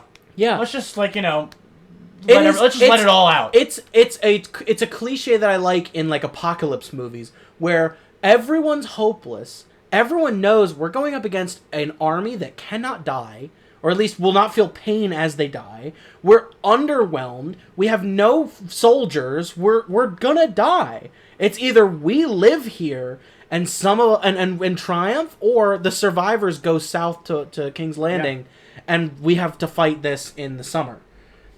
And everyone's hopeless. And there's wonderful, heartfelt conversations that are so interesting. Like, I love Brienne getting knighted. I love great scene. Brienne getting knighted is heartwarming. I love Tyrion giving wisdom to the next generation. I love Tormund's drinking stories. They're unconsequential, but they're just heartfelt. Like, this is the last time that you will see these characters as the characters, as themselves. Everyone is hopeless and dead inside, and then there's Arya. But, like, everyone's there, and they're just like, we're going to breathe our last breaths. We're going to have fun. We're going to drink our last drink. Tomorrow morning, we'll face hell. And I hope that we're all here to see it afterwards. The only scene I don't like is when Arya hits on Gendry, because it's weird. That's just awkward. Because Arya's a robot at this point in time. And while Gendry's kind of hot, you don't want to see it. No, I don't want to see it. I don't want to see that happen. I don't like that I saw that happen. Look, Maisie Williams is attractive, but, like... We saw her when she was a kid. No! I saw her as a 10-year-old. Like, I still do. I still do. Like, she's an attractive girl, but, like... I don't want to... Like, if you put Maisie Williams in a separate movie, I would say, yeah, she's attractive. But if you say, oh, it's Arya Stark. Remember the snappy little girl from Season 1? Now she's naked... hitting on Gendry. Yeah. I don't want to see that. That's weird. Yeah. Like, it's just... I don't like it. But I think this episode at least still... It hasn't gone off the rails yet. No, because this is the last moment of clarity you have. Yes. This is the moment. This is the moment at the party where, like, you drink the last drink that goes down a little too smooth, and you say the one last coherent thought you have to your buddy, which is, "Hey, just make sure I get home safe at the end of the night, right? I'm about to black out." And then the next episode plays. God. I wish Connor was here for this one. Oh, he would light this thing up. Like... So, the Long Night is a thing that exists. It is a thing that exists. And I will say, when I first watched this episode, I didn't hate it when I first watched it. I felt... Because you didn't know what you just watched. Exactly. I felt unsatisfied, but I was like, that was still a good episode, yeah. And then it hit on me. And then it hit me. I was like, wait. That was bad. That was horrible. Because winter is now over. And that whole 8-season arc that they set up from the first scene of the show winter is coming. Just gone. That's it. Nothing matters anymore. One battle. It's the end of winter. One battle. Gone. And the device of making sure that characters make it out alive. I love how this episode does the thing where a character will be surrounded by certain death. The camera will cut away, and then the character shows up in another scene fine. And I'm like, how did you there is a do there is a shot that will forever be burned into my retinas after, I adjusted the brightness on our TV. But, like, there's a shot of Samwell Tarly being thrown against a wall by a White Walker, and then, like, 60 zombies rush his fat ass. And then you pan away, and then 20 minutes later, guess who's standing there? Sam! No! Samwell Tarly died. That's his ghost. Also, I'm going to quote Ryan George from the pitch meetings. Also, Bran is going to warg into a crow. Why? Unclear. Okay. Reconnaissance? Like, it's just Maybe? like, why did he do that? Why? John's going to scream at a dragon. Why? I don't know. Yeah, they bring back the Dracolich that was raised from the dead, and it yells at Jon for a bit. Yeah. And nothing happens. But I thought we were going to get this really cool King Arthur moment where, like, the dragon has him pinned, and Jon, like, grabs the hilt of White Claw, and... White Claw. That's not the name. That's not the name of the sword. White Claw. Wow. It's been a long day. I could use some White Claws right now. Thinking about this show. Yeah. He grabs the hilt of Long Claw and goes to vault over the rubble he's hiding behind. And you get this shot of, like, he's going to King Arthur the dragon. And then we pan away. What are you doing? I went into this episode expecting everybody to die. Yes. I honestly did. So, but I was even more disappointed with the fact that they could have either gone two extremes. They could have killed everybody, which I think would have been really ballsy, or they could have killed no one, which is not also what they did either. They only killed three weird people. They killed Jorah. Jorah dies via flamethrower to the face. Because he was trying to protect Daenerys and, like, stall the time and but everything. you want to know what the biggest FU is? He dies in the worst way possible because, like, he dives in front of a fire blast to save Daenerys, who, A, Daenerys is immune to fire. B, so is the Night King for some reason. So fire doesn't even work. Why did you do that? Yeah, like, and then Theon, which is actually a really great death. Now here's the thing. Theon's death redeemed him. Anyone who says otherwise is an idiot. No, Theon's death was the only character this season that was like, that had you know good what? writing. Your arc is complete, sir. You rest. You did good. You may rest, Theon. Also, Tyrion, just in case you forgot, is an absolute moron from season 6 on. It's like, okay, we're fighting an army of the dead. A necromancer is in charge of them. There are women and children that we need to protect. Where should we hide? How about where all the dead bodies are hidden? Let's put them in the family crypt, where the dead people are. Yeah.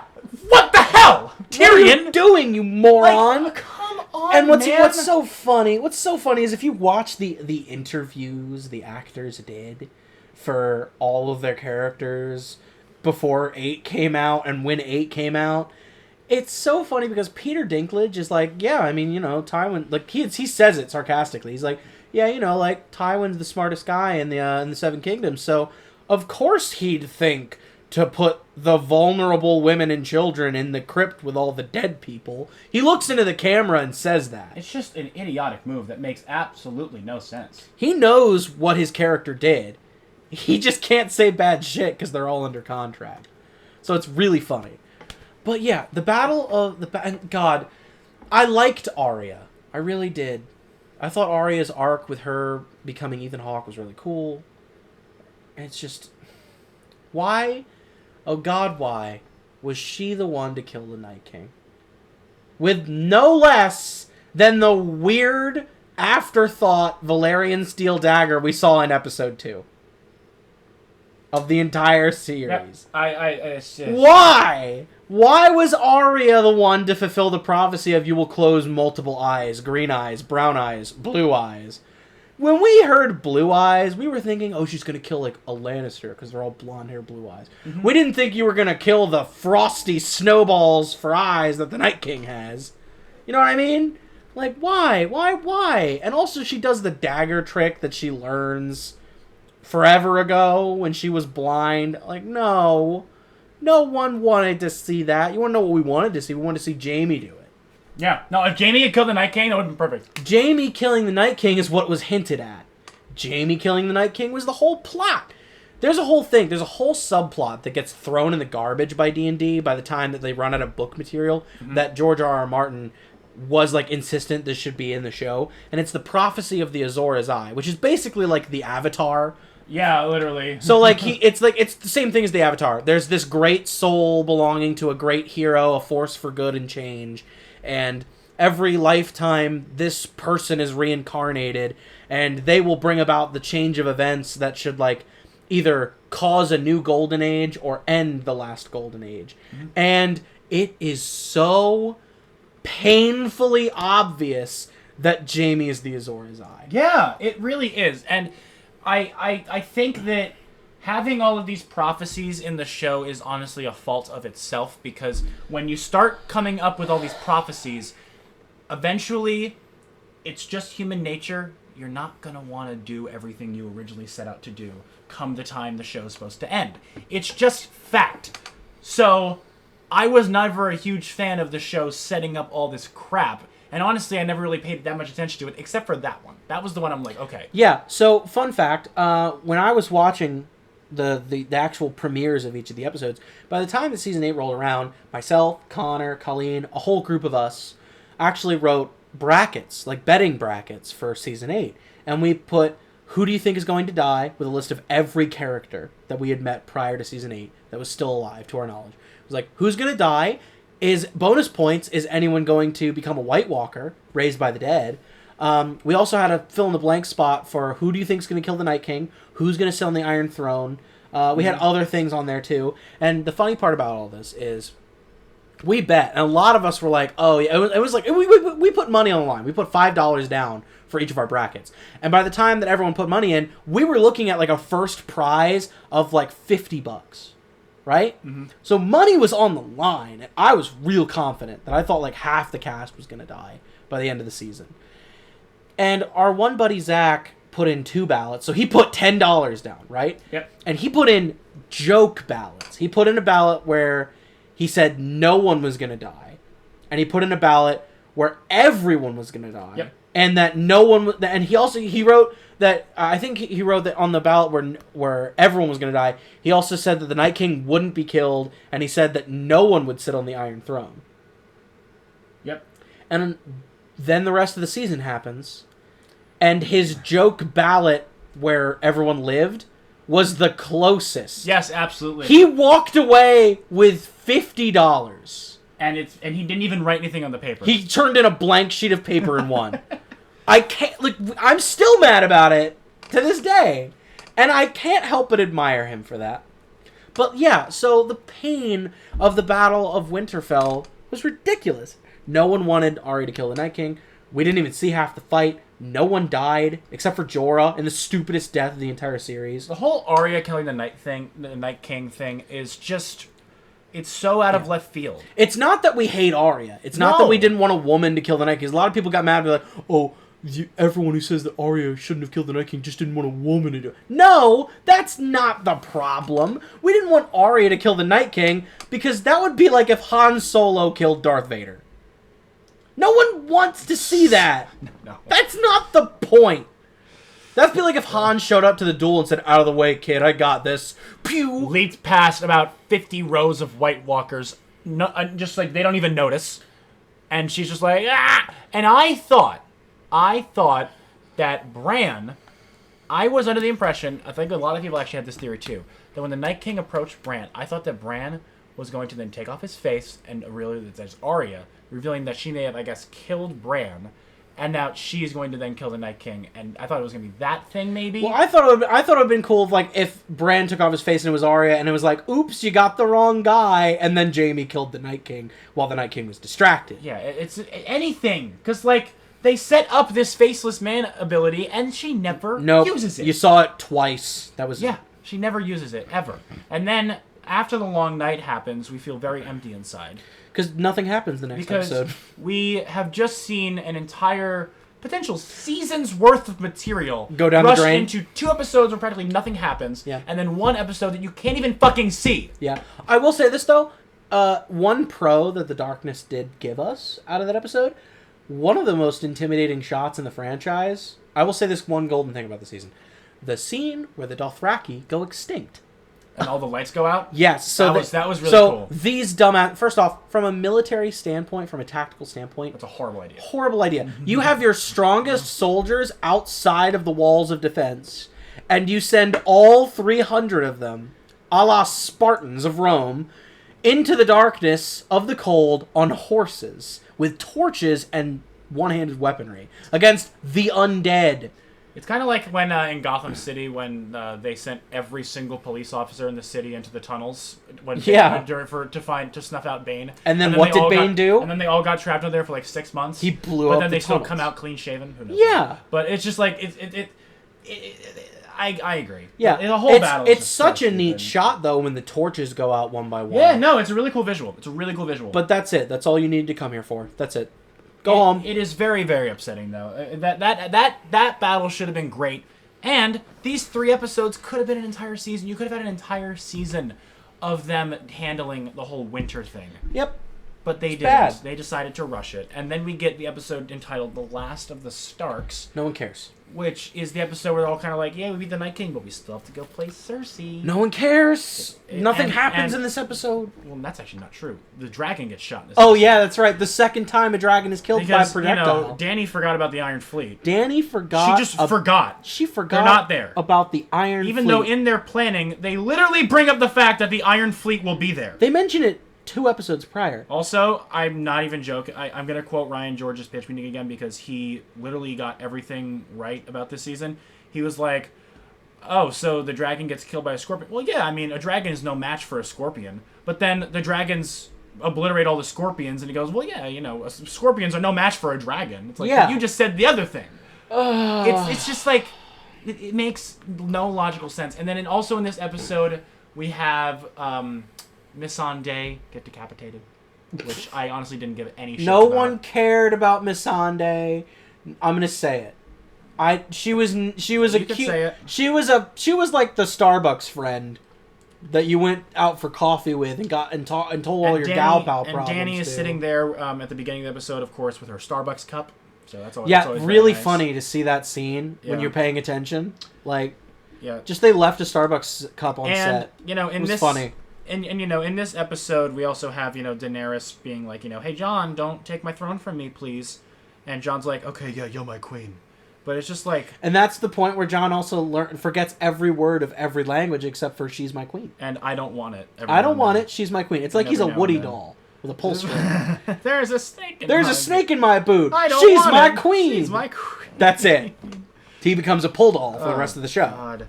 But yeah, so the dragon dies. And it's because she's an absolute moron. Because she just like, Dany forgot about the Iron Fleet. The most powerful navy for hire in the world. Yeah. And then also in this episode, I'm pretty sure this is the episode where Jaime just like, leaves Brienne high and dry. He's like, I never cared about innocent people. Nice work. I'm going to betray a 7-season character arc to redemption. This is the moment where I realized this show had no hope. It died. Because it died with that moment. Arc was the last thing, like, they still have that. Maybe Jaime will go and kill Cersei. No, he's going to be with her. I want to go die with my sister.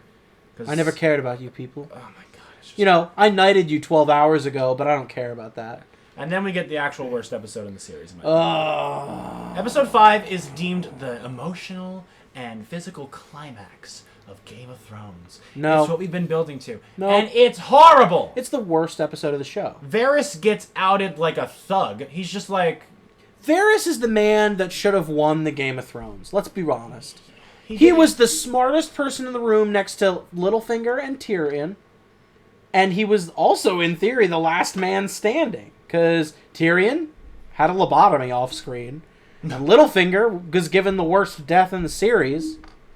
Arguably, yeah. So Varys should win, right? Because he's the smartest guy left. Nope. Mm-hmm. Not at all. Hey, he betrayed you. What? Kill him. Over. Moving on. That's it. I liked Varys, too. He was a good... Apparently, the actor was pissed. Oh, absolutely. I would be, too. So, also, the guy who played Barristan Selmy was also pissed, because in the books, apparently, Barristan he's Selmy's supposed to much more have important. like a really big role come this time in the story, and he was just like offed as well. Yeah. Like the actors hated this season. It was actually kind of funny. Everyone hated it, but they couldn't say so because of contracts. Yeah. But episode 5 is actually the worst episode because it's the episode where it feels like you just watched an entire season's worth of material in about an hour and a half. I'm gonna say it. Go for it. The Hound didn't need to die. So the Clegane Bowl was another instance of let's just serve the fans and not actually give a shit about story. Whereas, no, that's not what you should be doing at all. No, you should be writing your characters. It's just so, like... The Hound didn't need to die in the way that he did. Now, here's the thing. If the Mountain actually beat the Hound in hand-to-hand combat, that's fine. But they could have gotten out of that fight. But what does the Hound do? Because it's poetic, I guess. He's like, oh, the tower is collapsing, but I still have a fully functional staircase next to me? But I have to kill my Frankenstein monster older brother who abused me as a child? And everything's on fire? You know that thing I have a phobia of? Hypothetically, what if I just tackled him and we plunged into the fiery inferno that was unleashed in the city streets? Yeah. Yeah, that's better than walking down the stairs. Yep. And I mean, I don't even feel like we really need to get into it, but like obviously there's the whole thing with Daenerys. Oh my god. And it's just like... I didn't even like Dany for the first 7 seasons. Yeah, Dany was never a character that I never cared about Dany. Like, I loved everything happening in Westeros. Dany the first season was... I felt bad for Dany the first season, because she was just basically being carted around by her douchebag brother. Used as basically like, here, you want to sleep with my sister in exchange for me ruling your entire race of people? Because that's not colonizer energy. Absolutely, it's not colonizer energy. But no, then her brother dies, which is good. But then she becomes her brother, which is bad. So, and then she goes around either catching herself on fire, getting naked, or killing slave owners and becoming a slave owner herself. Yeah, I said it. No, you're not incorrect. Come with me, all of the Unsullied. You shall be free, but only if you work for me.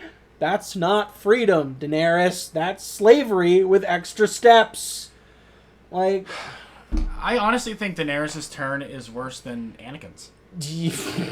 And Yeah. Anakin's turn is usually the one that everyone always pinpoints as like, It was like, it's oh, too it was quick, so it's too quick. sudden. Daenerys literally hovers over the burning King's Landing, knowing she's won, knowing that you don't need to go after Cersei. She has everything she's ever wanted, and she's like, nah, I'm gonna kill women and children. Actually, you know what? What if I did what my ancestors did and just killed people? What if I was no better than the Mad Queen Cersei? Yeah, I'm gonna do that instead, and also, she does that. Cersei and Jaime are killed by rocks, Yeah, which is great. Who claimed the biggest bounty in all of the 7 kingdoms? A brick, a rock, dude. Why? And also, it's not like the whole building collapsed on itself, because you see in the next episode, It's Tyrion just that goes spot. up. If they were literally standing 3 feet to the right, they would have lived. I know. Like, how... it's why did they plan it like that? There was nothing good. There was nothing good about this that episode was so bad, dude. And if you wanna... and the Golden Company, we've been building them up for episodes upon episodes. What are they gonna do? Get slaughtered without any... It's like hot. It's like a hot knife going through butter with these idiots. They're supposed to be the greatest military force in the 7 kingdoms. Also for hire. You ever notice that? No one has a good army. All of the best armies in the world are privately owned. Which, I don't know what that's supposed to say, honestly. Yeah. Which, that's not a D&D issue. That's a George R.R. Martin world-building episode. But, like, weird choice, Martin, but okay, you know? Yep. But, yeah, and then we get into the final episode, which is just... It's just terrible. Ugh. It is just the most... It's really boring, which is so sad. It's boring. Nothing happens. Because, see, no one episode cares. 5 was technically supposed to be, like, you know, the show's grand climax, and then the last episode's, like, you know, a little epilogue. Well, the climax sucks. No one's going to give a shit about the epilogue. And they already screwed up everything. And to the point where the last episode is just like... It's like damage control. They're trying to clean everything up. And, you know, Jon kills Dany very abruptly. And the Dothraki multiply. Yeah, they just died. all reappear. They all died, but... And I'm like, didn't you all just get obliterated? They got a free respawn token, though. They got 100 coins. I guess so. I mean... They got 100 coins. They got a 1-up. Or Dany got a kill streak in King's Landing, and she got a kill streak. Her reward was about 1 million more Dothraki. Yeah. If she only killed about 100,000 more, she would have gotten the nuke, which is really sad. Yeah, But so close. It's just like why? We ran out of medals to give her. The show ran out of steam. They ran out of ideas, and they ran out of passion. That's the main thing. The writers clearly didn't give a shit. They were just like, we're gonna get Star Wars. And I'm gonna fix Game of Thrones right now. Ready? If they really wanted to do 3 seasons, here's what you do: you make a season 8, and it just has to do with winter. Yeah. And it has to do with fighting the Night King and resolving that whole plot thread. It's the that lead up. plot thread deserves your time. Even if you want to keep doing the whole, each season's only going to be 7 episodes now instead of 10, fine. You don't need 10 episodes. You probably need about 5 or 6 maybe, or even 7 to flesh out that arc. Maybe get into more lore about the connection between Bran and the Night King and all the visions he's been seeing. Can we get confirmation that the gods exist? Because we got that, but it was subtle. Why was that so rushed? Then you could make season 9 the fallout of the Night King, and now them trying to take back King's Landing. And at the end of season 9, you have Daenerys turn evil, and that whole season prior is her arc slowly turning into that. Yes. As opposed to just on a whim going from I'm going to take back what's mine and be a great queen to I'm going to slaughter and murder everybody. On a dime. And the thing was, the reason why that turn does not work is because there was no cause. She was just effect. Yeah. There was no reason. She's like, there was every single time that Daenerys had killed people up until now. Like, because Daenerys has killed people, and that's a defense I've heard. It's like, well, she's been killing people the whole time. Okay, but she's been killing people out of, like... Those people had been, either physically, assaulting her, or threatening her life, or putting people through slavery. Yeah. And it was kind of justified. This, she just murdered people for no reason. She murdered innocents. And then season 10 could have been Daenerys' reign. You could have had a whole season of Daenerys reigning over King's Landing, and everyone being like, hey... we fucked up. We gotta, make sure that, we handle this right. As opposed to her reign literally lasting about 25 minutes in the final season. Can I just say... And then her just dying. I've talked about some shots that I really love in this series. Can I tell you what the dragon wing shot? Yeah, it's the worst shot of the entire franchise. Yeah. It is, and here's the problem. It's not cinematography bad. You know what I mean? Like, it looks cool. It looks cool. It's worthy of, like, some high-grade praise from the editing team. But the editing team is not the problem here.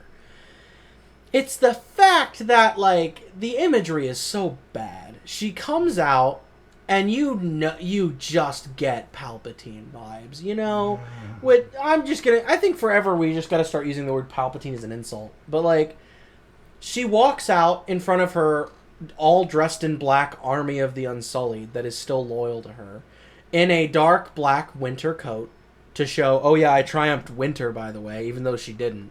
It wasn't her. She was not the player of the game at Winterfell. And what happens behind her, but her dragon decides to flap its wings, which are pitch black, keep in mind.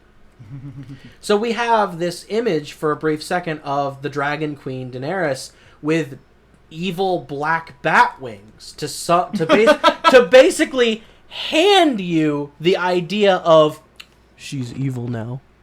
Remember that for the next 20 minutes. Yep. So we're just like... until she's unceremoniously offed by Jon. And then the dragon, once again, understands abstract symbolism. Yeah, what does the dragon do when it sees its quote-unquote mom stabbed and dying? It says, man, it's not Jon's fault. It's the brewing turmoil of the right of kings and the problem with our feudal class system. So therefore, I must not direct my anger at my mother's killer. I will instead burn the symbol of the patriarchy and the turmoil itself, the root of all this cause, this throne made of the blades of the hundreds of men that brought this crooked and terrible feudal system into existence. And then I shall carry the body of my mother out into the oblivion of the horizon, where I can... I don't know, probably eat her, because I'm going to be tired after flying for that long. And keep in mind that all of these very coherent and abstract thoughts happened in the minds of a large lizard. Of a dragon. of a dragon. Which here's the thing: these aren't your fantasy dragons. A giant reptile. These aren't your like smog dragons, right? These aren't like your clever drakes that hoarded treasures and can speak fluent language. These aren't your D&D dragons that might give you a noble quest because they've lived for thousands of years. This isn't Magic the Gathering where they're guild masters or anything. This is a large lizard with the capacity of the average gecko in terms of the cognitive function that just so happens to be 60 feet long, weigh 3 tons, has wings, and glands that produce nitrous oxide that can be ignited via fire gut. And it decides that it has a bachelor's degree in the arts and philosophies, burns the Iron Throne to the ground, and leaves. It just leaves. If you leave a hostile animal without its trainer, it's gonna kill people. But nope, this one decides that it's too intellectual for this world. And it really just all comes down to, well, everything we've been ranting about. It all just comes down to, if you're going to craft this story, if you're going to craft any story, you have to make sure that you are 100% in.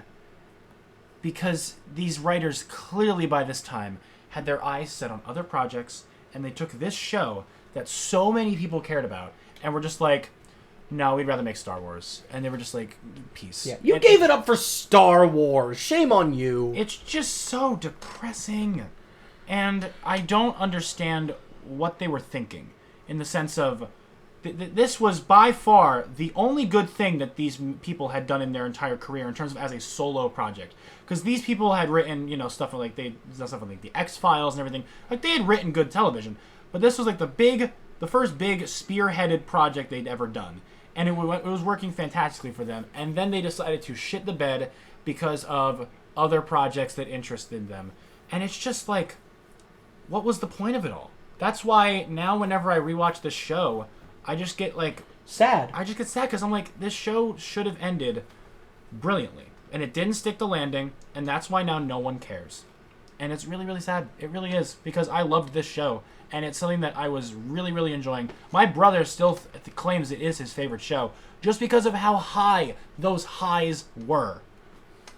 But man, that ending was so low. It hurts. It's a cycle of pain that you go through watching the show. However, despite our constant gripes of everything we just yelled and parodied for this past 2 hours, I still recommend the show. I will say that, I'm not gonna flip on my head and like, but after all of that, it was great. No. First half is great. Yep. The third quarter is a little slow. It has its moments. And then it has its moments, but it's just slow. And then the ending is a tragedy. But it's truly it has the highest highs, and it just has to have the lowest lows, because that's balance, Perfectly balanced. It's it's sadly perfectly balanced, and it's a shame. And it's almost fitting and poetic in a sense that a show that was so great fell so hard. And if anything, that stands to its testament of what it did. And that's why I still vehemently will say, everyone should watch Game of Thrones in their lifetime. I think that everyone should. Or at least give it a chance. It's going to hurt you. You're going to cry. You're going to be disgusted. You're going to have to get real comfortable with things real fast. But it's still worth it for those victories and those cool battles and the really great political thriller that it is in the first stages. They're all worth it. By the way, Bran's the king at the end. Yeah, Bran becomes king. No one cares. Because who has a better story than Bran the Broken? Literally every other character. Everyone. I would have rather had... it's bad when his entire story, you don't give a shit about. Maybe it's been, oh, what a journey, but, I don't care. No. I would have rather... Which also brings back to the point, what was the point of revealing John's lineage if they weren't doing anything with it? I hated Grey Worm by the end of the show. Yeah. I would have rather had Grey Worm be king. Not gonna lie. Grey Worm would have made a better king. I like how Tyrion is the one that's currently under arrest and captured, and yet he's the one that kind of runs the show in the meeting. Yeah, He's like... He shows up in prison clothes, and he's like, so now that I'm the smartest man in the room again, I will call this meeting to order. I'm like... I remember watching the show, and I'm like, Bran's... Like, oh, Bran's not going to be king, right? That's a lie. Why? Also, can we just think about the council that is chosen to support him? Mm-hmm. Why? Why is Braun the master of coin? I still laugh about that whenever I hear that. Why? Because he likes money? Okay. That's literally it. Wait, what? They put Mr. Krabs in charge of their bank vault. That's And literally Sam it. is Grand Maester, and Sam being Grand Maester makes sense. yeah. Who's the hand of the king? I don't even remember. I think it's Tyrion. I think Tyrion is. Tyrion becomes the hand of the king. Well, which, all like, the Starks fine. go off and do their own thing because now he's the king of the 6 kingdoms because Yeah. Sansa's like, I don't want to be involved in this anymore. Very passive aggressively says, yeah, that's neat. Fuck off. North We're wants- leaving. we want to be our own thing now. Okay. Yeah. Which bye. do you not think that problematic comment is going to raise some eyebrows? But no, everyone just lets her Also, Arya's leave. like, I want to see what's west of Westeros. Why don't you just ask Bran? Oh, ask Bran. He can see the entire history of the world. Just ask Also, Bran. here's the funny thing. We already know what's west of Westeros in the books, in the lore. If you go to the library like Sam did, you can figure it out for yourself. If you have a lot... The real power that makes a man truly wise in Westeros is a goddamn library card. It's ridiculous. There are actual stories, and I know I'm getting into deep lore here, but like, there's actual written history in the Westeros libraries about people who went west of Westeros and figured out what was there. It's another continent. Congratulations, Christopher Columbus. You did it again. Like, we know what's already there, Arya. You wouldn't know what you... Instead of going off and potentially never returning, go to the goddamn library. Or worse, talk to your weirdo of a brother. Get your answers there. We don't need to see the Arya TV show. No. We know what's there. You don't. That's the problem. And the thing is, I'm not that excited for the sequel show. No. The prequel show. Well, the Sorry, prequel show. I don't care about the prequel show. It's fine. I mean, it'll happen. So, Game of Thrones, it's a show. I mean, I recommend watching it. I still think it is a masterclass in adaptation, and it will give you some of the most insane thrills of your life watching television. But just be prepared for massive disappointment in literally every single facet. Although, not really, because if you think about it, by the end of the show, the actors are still doing fine. The direction is still immaculate outside of one episode. The music never disappoints. The visual effects are second to none in terms of TV. Oh, true. It does look... It looks beautiful. It's literally just the writing. That's Yeah. all that happened. But this is, again, a nice little display on just how important writing is in literally any form of entertainment. Because if the writing sucks, like in this case, it literally ruins everything. It could look beautiful. It can sound beautiful. But if there's not a story to be told, it falls apart. Bingo. Couldn't have said it by myself. So we hope you enjoyed our condensed discussion on Game of Thrones. We did it. I honestly don't Matt. think we could have done it over a span of multiple episodes because it would have just been too sad by the time we got to the end. It's like, we wasted all this time. Yeah, we're not going to talk about each season of this thing. We could get a whole episode of analysis out of like the first 3. Oh, absolutely. Maybe We could do an 4 entire seasons. episode on each season. Well, we could do an entire episode on the first 4. Every season is 10 hours worth of material. We can... Okay. We could skip over 5, 6, and 7 in like one episode. Yeah, we could. We could have gone so much more into depth in all of them, but like... It just... we could not have done more than this. The gag in the beginning is great, but accurately, no. These 2 hours, perfect. Yeah, but no, I think I'm done. I don't think I could have said anything else. Yeah, that's also the other thing. You talk about Game of Thrones. Once you're done, you feel like you run a marathon. Yep. And again, it has completely disappeared from our lexicon. So maybe listening to this episode will force our listeners to be like, "Oh yeah, that was a thing." Yeah, the tens of you that loyally wait every Sunday to listen to this, we thank you. And maybe this episode will be a nice little reminder of Game of Thrones and how good / bad it was. Yeah, maybe we'll just get that to creep back into your mind briefly. If you actually ended up watching the show, because if you didn't watch the show, then what were you doing these last 2 hours? Yeah, what did you? You should have just gone and watched it. And hey, maybe you'll go watch it now, and you'll see what we love / hate so much. But we did it. 2 hours. Before we go, though, we do want to make a nice little announcement, and this is an announcement that probably none of you are expecting. Because obviously, this entire show, up until this point, the Everything is Fine, the brand, the show, has been all this. It's been us talking to a microphone to you and about with something. our guests about a certain topic. And sometimes by ourselves. Sometimes was by ourselves, yeah. Not a great idea.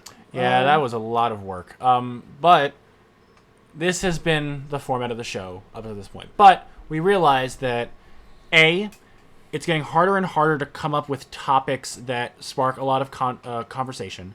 And B, we want to make sure we're not getting too stale and doing the same thing. We think that these episodes are going great, but at the same time, we want to make sure that we keep evolving. So, Sean and I had an idea.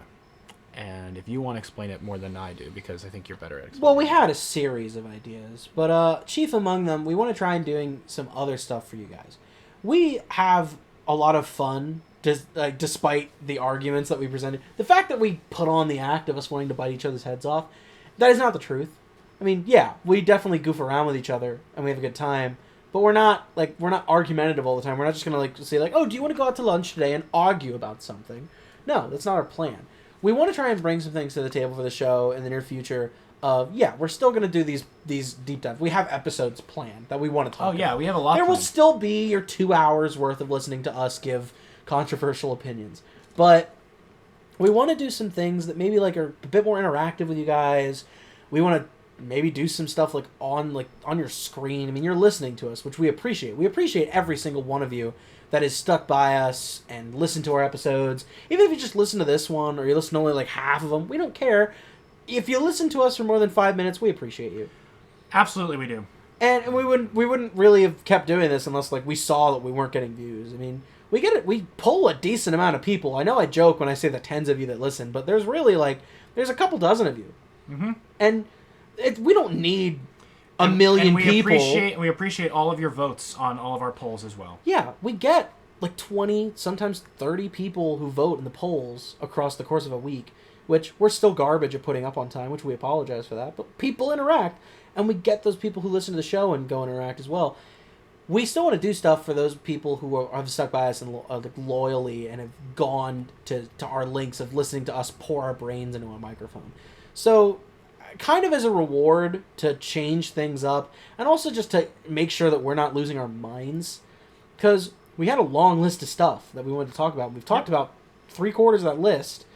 We don't really want to stop anytime soon, but we definitely need to do something different before our minds vegetate.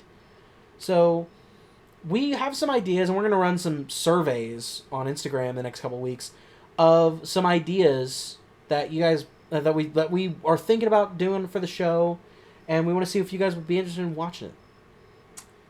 So be on the lookout for that. So yeah, the show is not changing completely. No, we're not throwing away this format. If anything, this new idea that we have will take up partial releases, but this sort of format will still be the majority of our content. Yeah, but we have other things in mind. It's slowly we're gonna try and make the transition from EIF podcast to EIF variety show. Yeah, we want to do more than just this. We want to turn you from listeners into an audience, viewers. Yeah, because this new idea, without spoiling it, because we want to reveal it on Instagram, it's going to add a visual element. Yeah, so we might finally do some stuff that you guys watch. Which, sorry for you Spotify fans. Yeah, we're still gonna have stuff. Subscribe to our YouTube channel. We're gonna have stuff for you to listen to, right? Mm-hmm. But we want to do more. And while I have played several hundreds of video games, I know Matt's not, so it'd be really cool. Who knows? Maybe I drag him through a couple of co-op stuff, or we get some past guests on for a couple of fun little activities we got planned. Mm-hmm. We still have ideas coming because I mean, look at it. It's middle of October. We have a Halloween special to plan, right? That'll come out. We have other things coming out. Dune's coming out. Marvel's going through a renaissance. We have the Spider-Man movie that's coming out. We're gonna do a whole Spider-Man episode sometime soon. Spoiler, but we have things on the horizon. We just want to do some extra / different stuff too. I couldn't have said it better myself. And with that, we thank you for listening, as always, to our show. Game of Thrones, this was a absolute whirlwind of information, and I think we did a good job getting through it. So if you haven't seen Game of Thrones, this is your recommendation. Backhanded recommendation. But yeah, so there's that. But as always, just remember, no matter how crazy life gets, everything is fine.